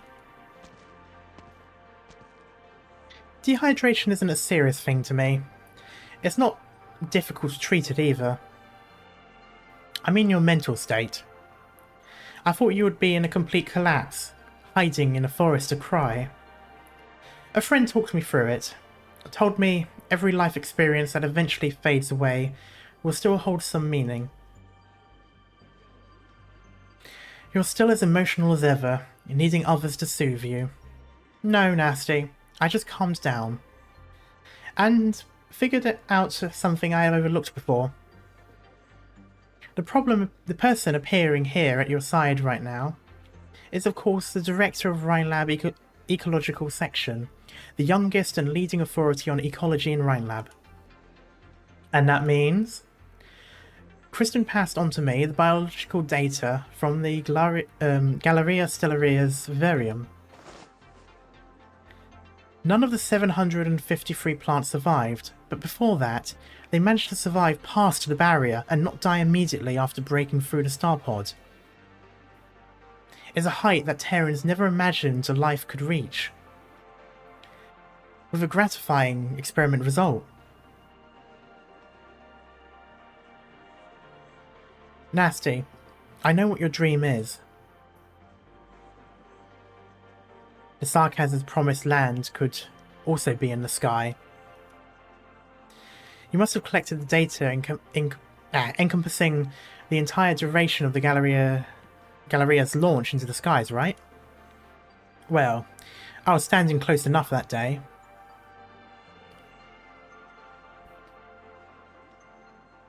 The fireworks from the energy sputtering everywhere very much resembled the sparks generated from the gears of the future turning. So you're saying that's enough to propel yourself back into research on many more platforms that will be bigger and more stable? Or does that mean you've already begun? That was a rudimentary prototype of a city. No one ever said that nomadic cities could only crawl on the ground. Well, Iberia had them in the sea. I would laugh if the very first people going to Talos 2 did so on a flying city. I mean, that would make sense if it was far enough away to be generational, but I do still think it's in, thingy. Anyway.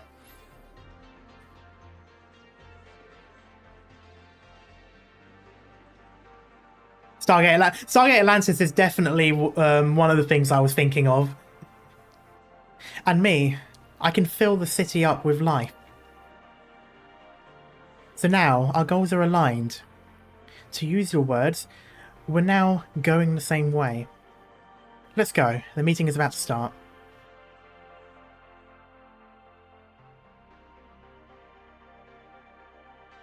Olivia, silence. Authentication complete. Please proceed. Saria. Authentication complete. Please proceed. Yeah, not director.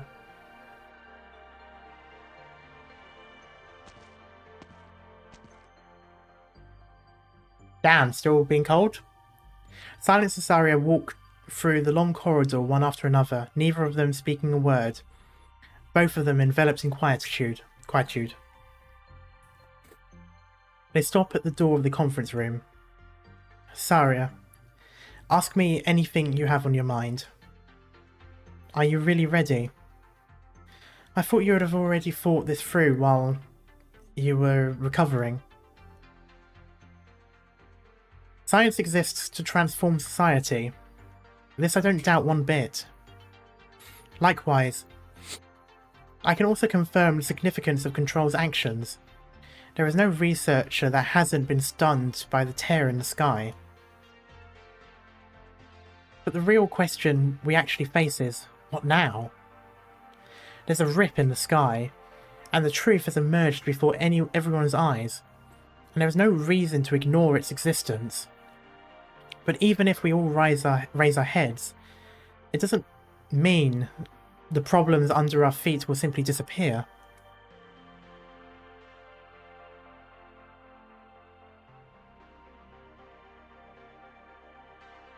In science, once the current understanding of something has been toppled, the pace of progress will not be suspended but accelerated. Now that I remember it, in the first Enfield trailer we did see massive ship rusting. Yeah, someone also said that it could have been old nomadic plates. I initially dismissed the idea because I'm certain Talos 2 was another world. So I'm like, oh, why would they have moving cities here if it's not needed? Unless it is ended up needed. But if they're ships, then that would make more sense.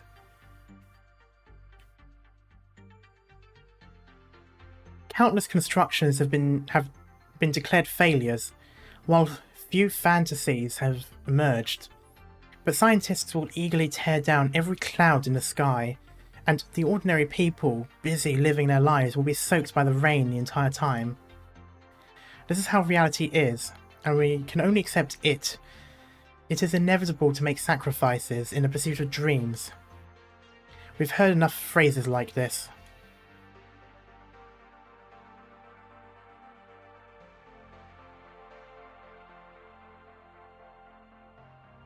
There is no reality impossible to change, and no sacrifice justifiable. If most people can only be compelled to choose between dreams or reality, then I must become the bridge between the two. Ethical reviews, capital supervision, project evaluation. I will tighten the reins of order. I will use the methods all manner of scientists will think pedantic and cumbersome to restrict them all.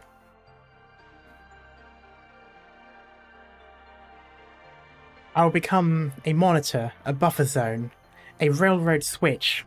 In short, I'm well qualified to be a villain. I think the landships like Rhode Island have some precursor tech for sure. Well, I think so, because, well, Rhode Island definitely, because it was dug out, if I remember correctly, from Arknights. I'll see to it science becomes a clear, incisive look at every one of us. Silence. I don't know how exactly you managed to drum up support through change, support enough to change from amongst scientific and technological communities, but you should know this. No matter the power of the government or mainlander, they chose you not for your worries and zeal. I know, but if our goals are aligned, I'm willing to accept it. Silence grabs the door handle. She stops suddenly and turns to look at Saria. Her gaze burns, and for a moment Saria almost wants to run from it. Surely you haven't forgotten, Saria. This is exactly what you wanted to do before. If you're hesitant, if you've given up, then I will do it.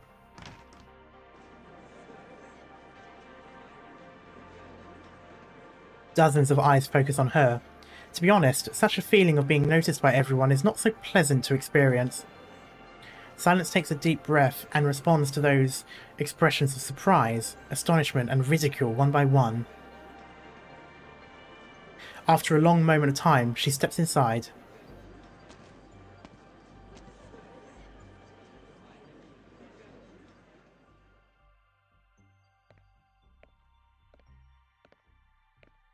Hello everyone, my name is Olivia Silence, sponsor of the Tremont's Ethics in Scientific Research Joint Declaration. I stand here today because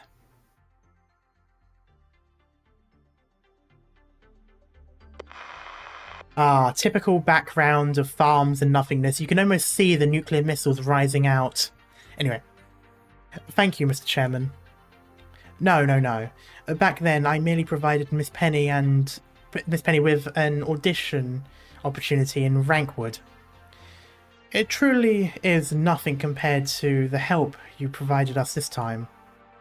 Yes, that girl is most probably just about to drown in the drool of various company representatives. I do hope she'll be able to handle the situation. After all, this will be a new normal for her in the future. Such worries are indeed superfluous. I can never say that word. Those youth are indeed not lacking in courage, and they always run so fast. All we can do is to accompany them on their journey. You're absolutely right. I've become an old lady who loves to worry. A golf game next month? Sorry, but I don't think I'll be able to join you this time. Oh wow, it really is America. Golf and everything.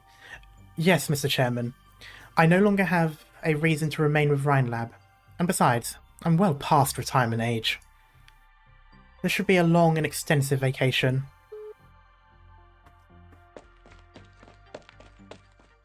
I'm sorry, Miss Shara. But I've gone the wrong way. I just asked nearby residents, and if we can change direction now, we might still be able to make it to the nearest nomadic city for a pit stop. It's fine. Just continue driving this way. Huh? That would delay your itinerary. I just flipped through the geographical magazine in this car, and if we continue this way for 10 more kilometers, there should be a winery up ahead. Ah, priorities. The magazine says the wines there have an exceptional texture. The winery insists on a limited supply to only specific distributors, and for decades has refused to expand the scale of their vineyards. So I'm curious, is this the one owned by that, by the cat person? Because I feel like they mentioned the same sort of thing with limited stock. The people here have been so antsy lately over that Rhine Lab incident, so I thought you wanted to get out from amongst ASAP.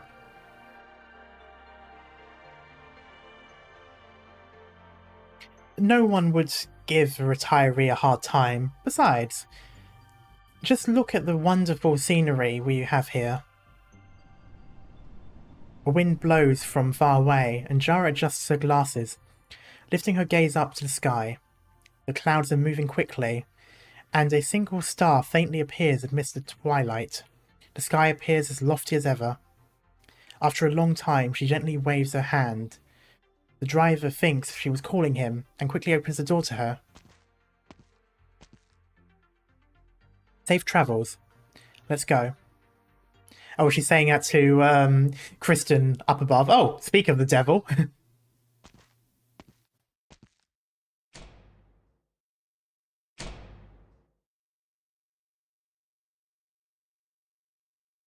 Galleria Stellaria service cabin shutting down. It's going to be very lonely up there.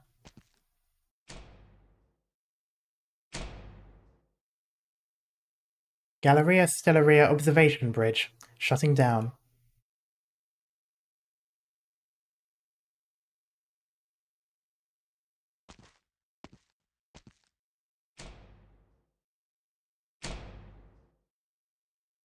Galleria Stellaria vivarium shutting down.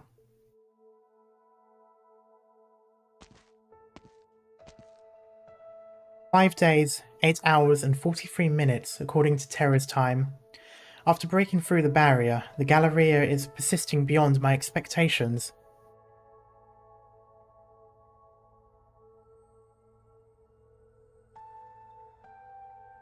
Not long after, these cabins condensing the most advanced science and technology on Terra will be reduced to dust.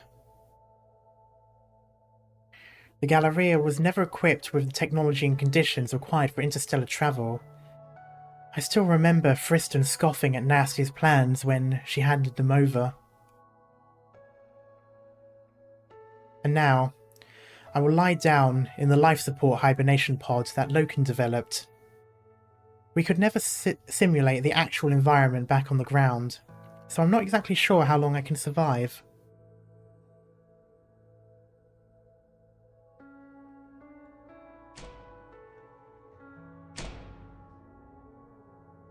So she's going to sleep.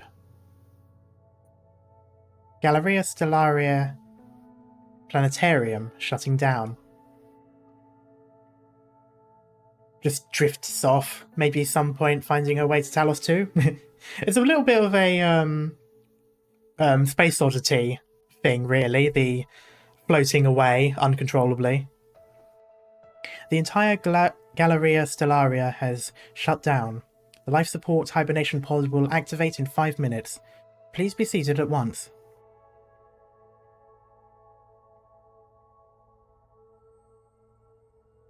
The universe.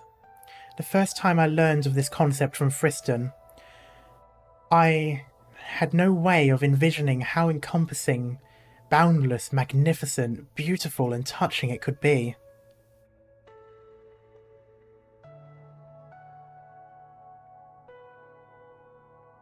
It stretches past our horizons, exceeding what we have constructed with our barren imaginations, beyond what words can describe.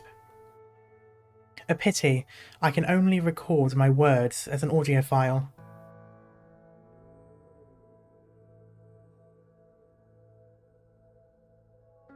From what I can see through this boundless curtain that has made it difficult to discern any colours, our terror, I was about to say Terraria, our terror is surrounded by stardust, with no fulcrum or rope supporting it, as it rotates on its own and by itself.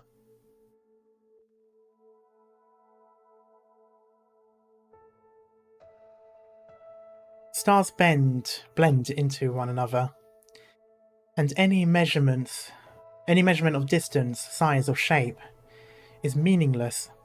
This universe is so deep that it makes you speechless. It makes you feel a deep sense of awe. As I observed with just the naked eye, the stars look familiar to Terra. These were once our visions, mere decorations dotting the sky, but they share the same existence as us. Perhaps life also exists on them.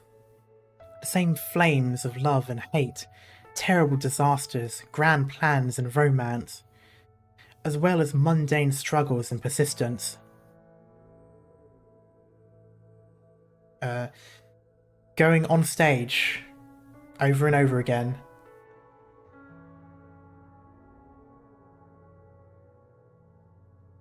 I think that's finished. Is it this one? Let's see. Yes, it is. Wow, that does look good.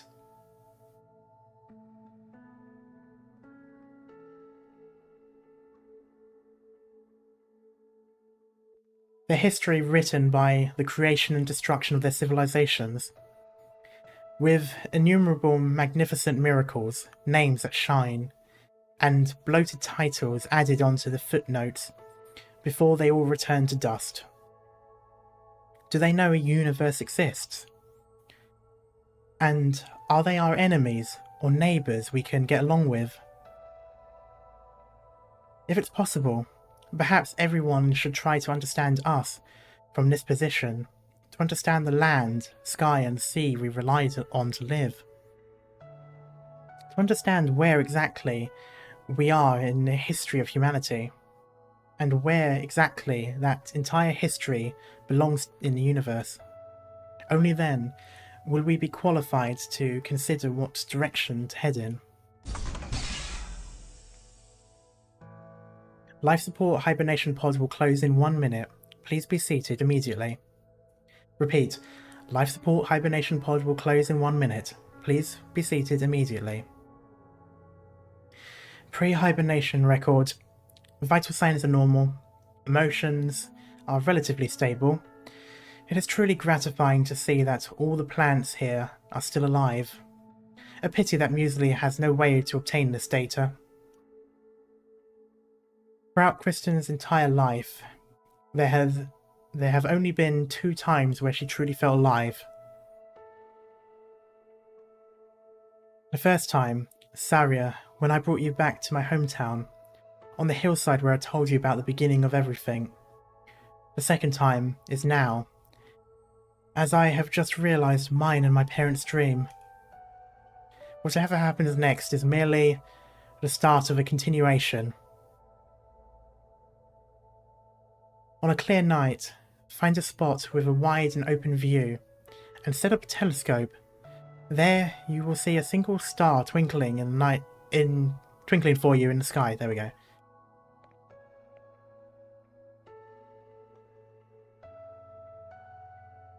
Well then, good night, Terra.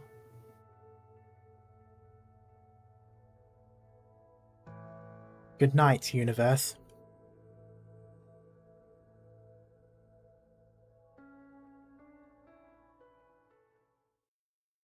If, in a century or millennium, our descendants walk among the stars, the masses will sing her praises. Well, 500 years or however long now.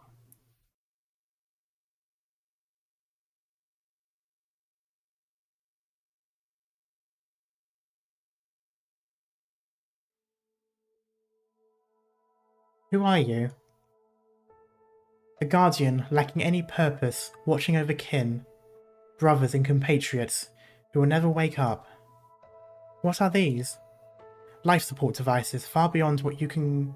what your comprehension. Far beyond your comprehension. They do not rely on the originium you are familiar with, but tens of thousands of years is enough to wear them down to nothing. Yeah, I know the text's been removed, that's why I said, or however long it is now.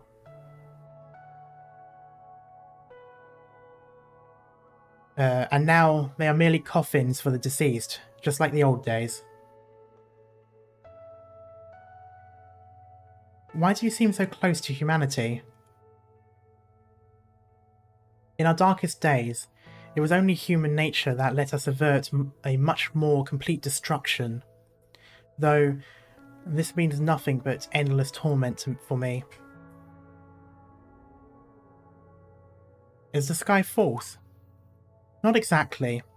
A barrier makes terror incapable of charging towards the stars. Light has been distorted accordingly, preventing people from ever understanding the true implications of their world. Only the stars are beyond any doubt they exist. What does the universe look like? An interesting question. When a creature capable of capturing light turns its head up to look at the sky, it will be subdued by an endless ocean of stars. Anonymous, magnificent, beautiful. But in my eyes, the void merely means ruin and a chilling desolation. Are the stars just like Terra? No.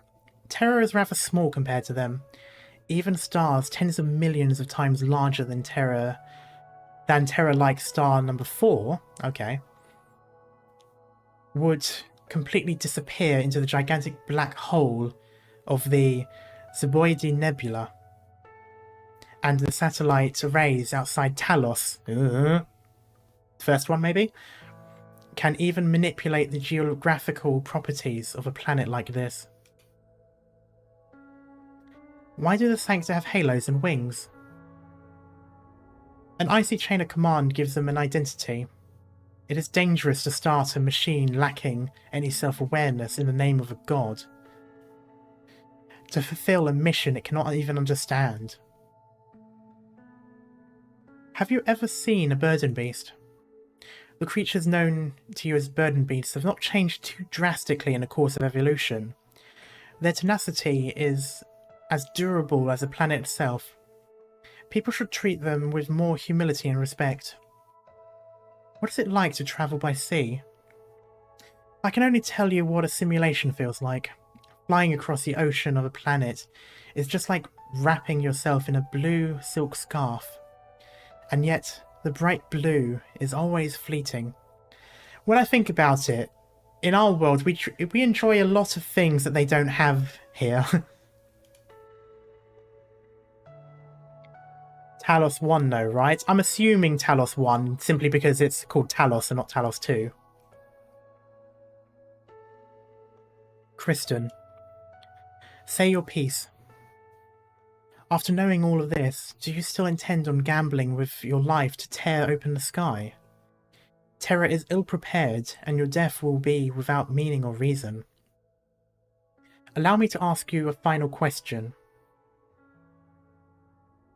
To serve as my answer, ask a question.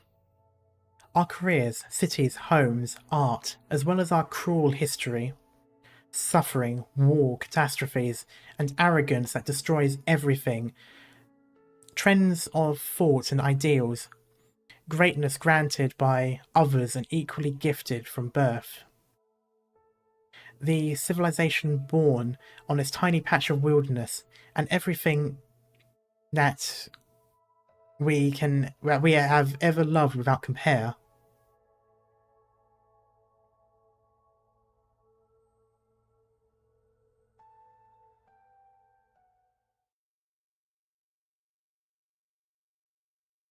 What do they inevitably mean, and what is it that life ultimately seeks? Damn. And that is it. Oh.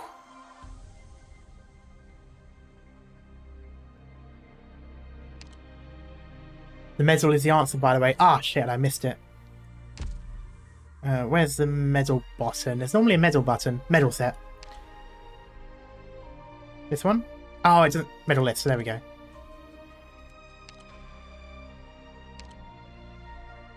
The future. The one inevitable meaning that life ultimately seeks.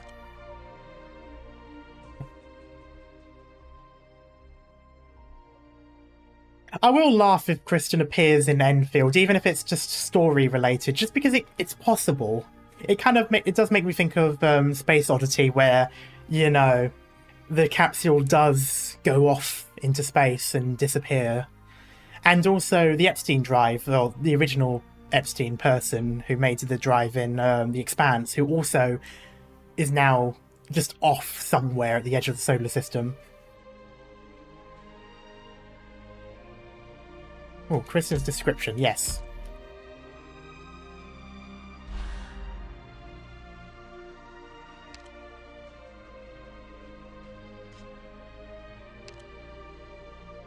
Oh, egotist, betrayer, seeker, loner, pioneer. Good night, Terra. Okay, and then the rest is just gameplay mechanics. I mean, ouch.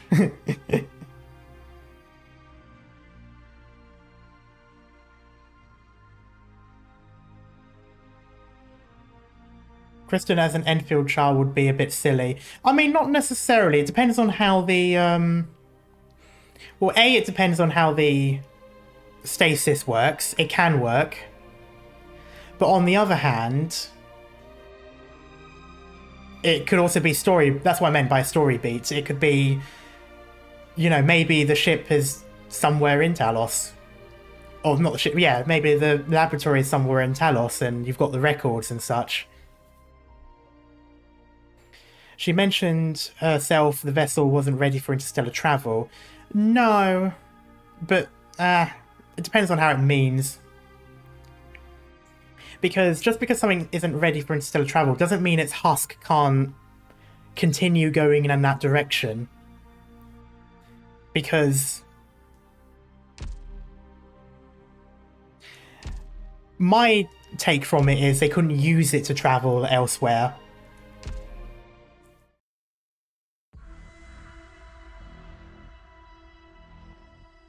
And there's also that, if Talos 2 ends up being in the same star system, then it isn't interstellar. But even if it was, though, 500 years probably isn't really enough time to go to another star system. Yes, the husk can still go. That's what I mean, basically. So it's not built to travel anywhere. But it is, but it can still physically go there.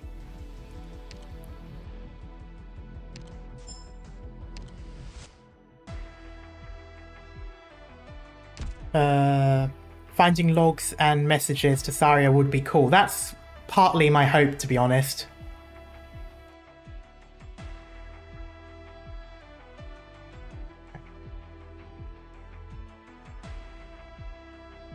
I think someone said go to the store.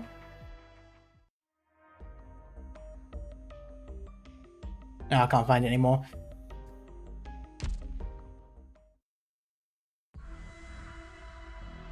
Have you noticed the event? Was it different? Oh, that looks different.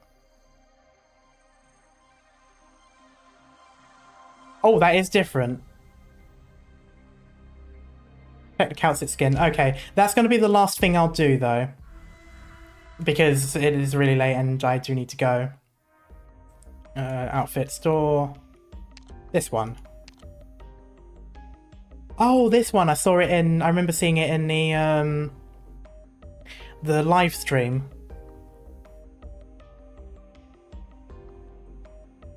Anyway, so... Entrance animation. When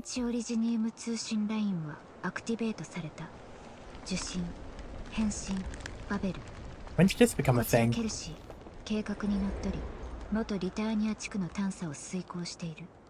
現状では凝結点は確認できていない。ドク Ow. ター、君の方の状況はどうだ？ Has that always been a thing, or W Skin had it first? Oh, okay. So it has been a thing for a while. Interesting. Well, speaking of, W actually has... There. Or is it another one? Oh, it does. Okay, let's have a look. 死者の武器を引き継ぐ意味くらい、私も分かってるわ。Nice. Anyway, so back to here. Bloodline of Combat. Collection Remnant. Originium has taken over the land, and what she envisioned has become a reality. She has enumerated and entrusted everything else to the others, leaving only her name as she hones her mission into a sharp blade. Okay, interesting. Right, so 24 op stuff has... I wonder if there's another one. So Passenger apparently, but I don't think Passenger is here.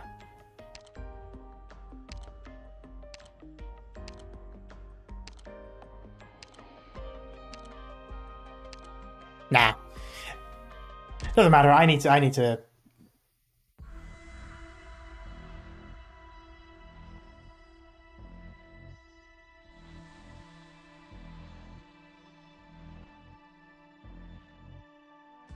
Oh, honestly, anyway, my thoughts on this.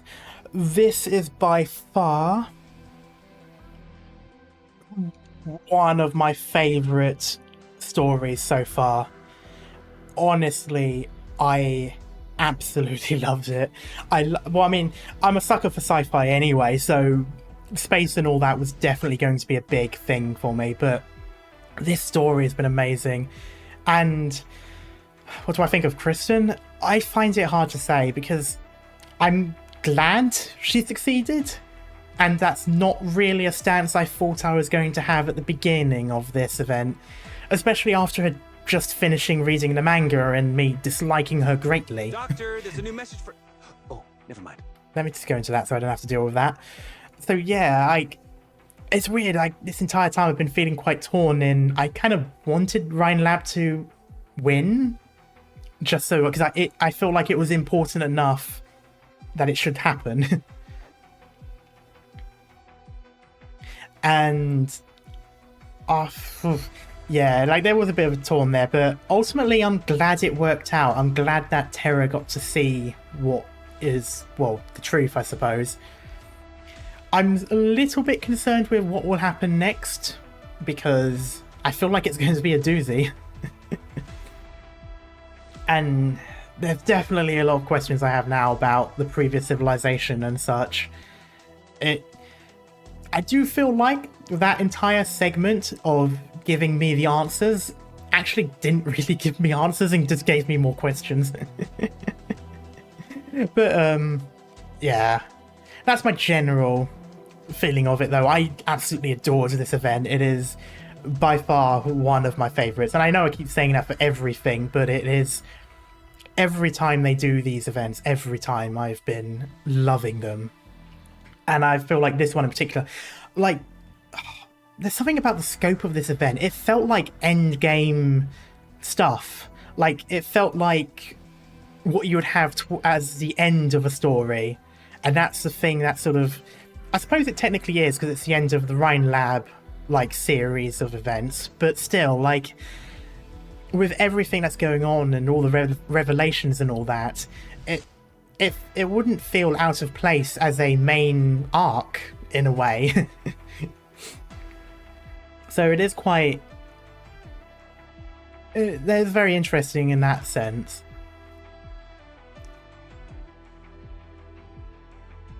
And I'm... It's an end of an arc, but it's the beginning of the next phase, yeah. But it's the thing about it though, it just feels like... It feels like a part of the main story itself, which is why it's so interesting that it's an event. You could say it's an end field, I get off the stage. But yeah, like I was saying, it wouldn't have felt out of place as being the thing after Victoria. Like that has that sort of vibe to it. Arknights software version number also happens to enter 2.0. Oh, interesting. But yeah, it also definitely gets me excited for Enfield. I mean, I was already excited for Enfield, but it is now very excited for Enfield. Kind of want to go to Sammy. Yeah, true. The one thing that we haven't quite done yet is the demon stuff. I do think there is an event as well. I know people keep saying there's IS4, and I know IS4 is the thing. But I do feel like there was an event. But I'm not entirely sure now. Yes? Oh, okay. Small event. Oh, okay. But still, any story, any lore that I can get from that would be great. But until then, though, that's pretty much it for now. So, I've mentioned this before, but I'm going to bear it. I'm going to say it again. I will be taking a small break from Arknights just this week to get a bit of a break, because I've been streaming this alone for quite a while now, like the entirety of the week, so I'm a little bit burnt. But after this week, I will be back with Arknights, playing the what was it? The chapter 11. I'll be finishing chapter 11, so not this week coming, but the week after. And then, obviously, this week, though, I will still be posting content. I'll be streaming some other games. There's Valhalla, which some of you have been asking me to do now. I'll be playing Mirror's Edge, so I'll be finally going back to playing some of the story stuff. And I'm going to try, but I can't make any promises. I'll try to push a video out. That is lore related, so there might be something Arknights related this week, but it might not. So we'll see. But yeah, so it's just a week, and I'll still be streaming. It's just I'm just going to take a little bit of a break from this, because it's a lot of reading in 1 week. That was so much reading. But yeah, but that's the general idea. So if Mirror's Edge or Valhalla is any particular interest to anyone, feel free to come by. And I definitely look forward to playing some of those. Oh, there's also Reverse 1999. I need to get back into playing that story, especially with the new updates and all that. So there's quite a few things planned, but still. Remember to listen to Cowsit's song again. Yes, I will. But yeah, until then, though, thank you guys so much for sticking around, and I'll see you all next time. Bye-bye.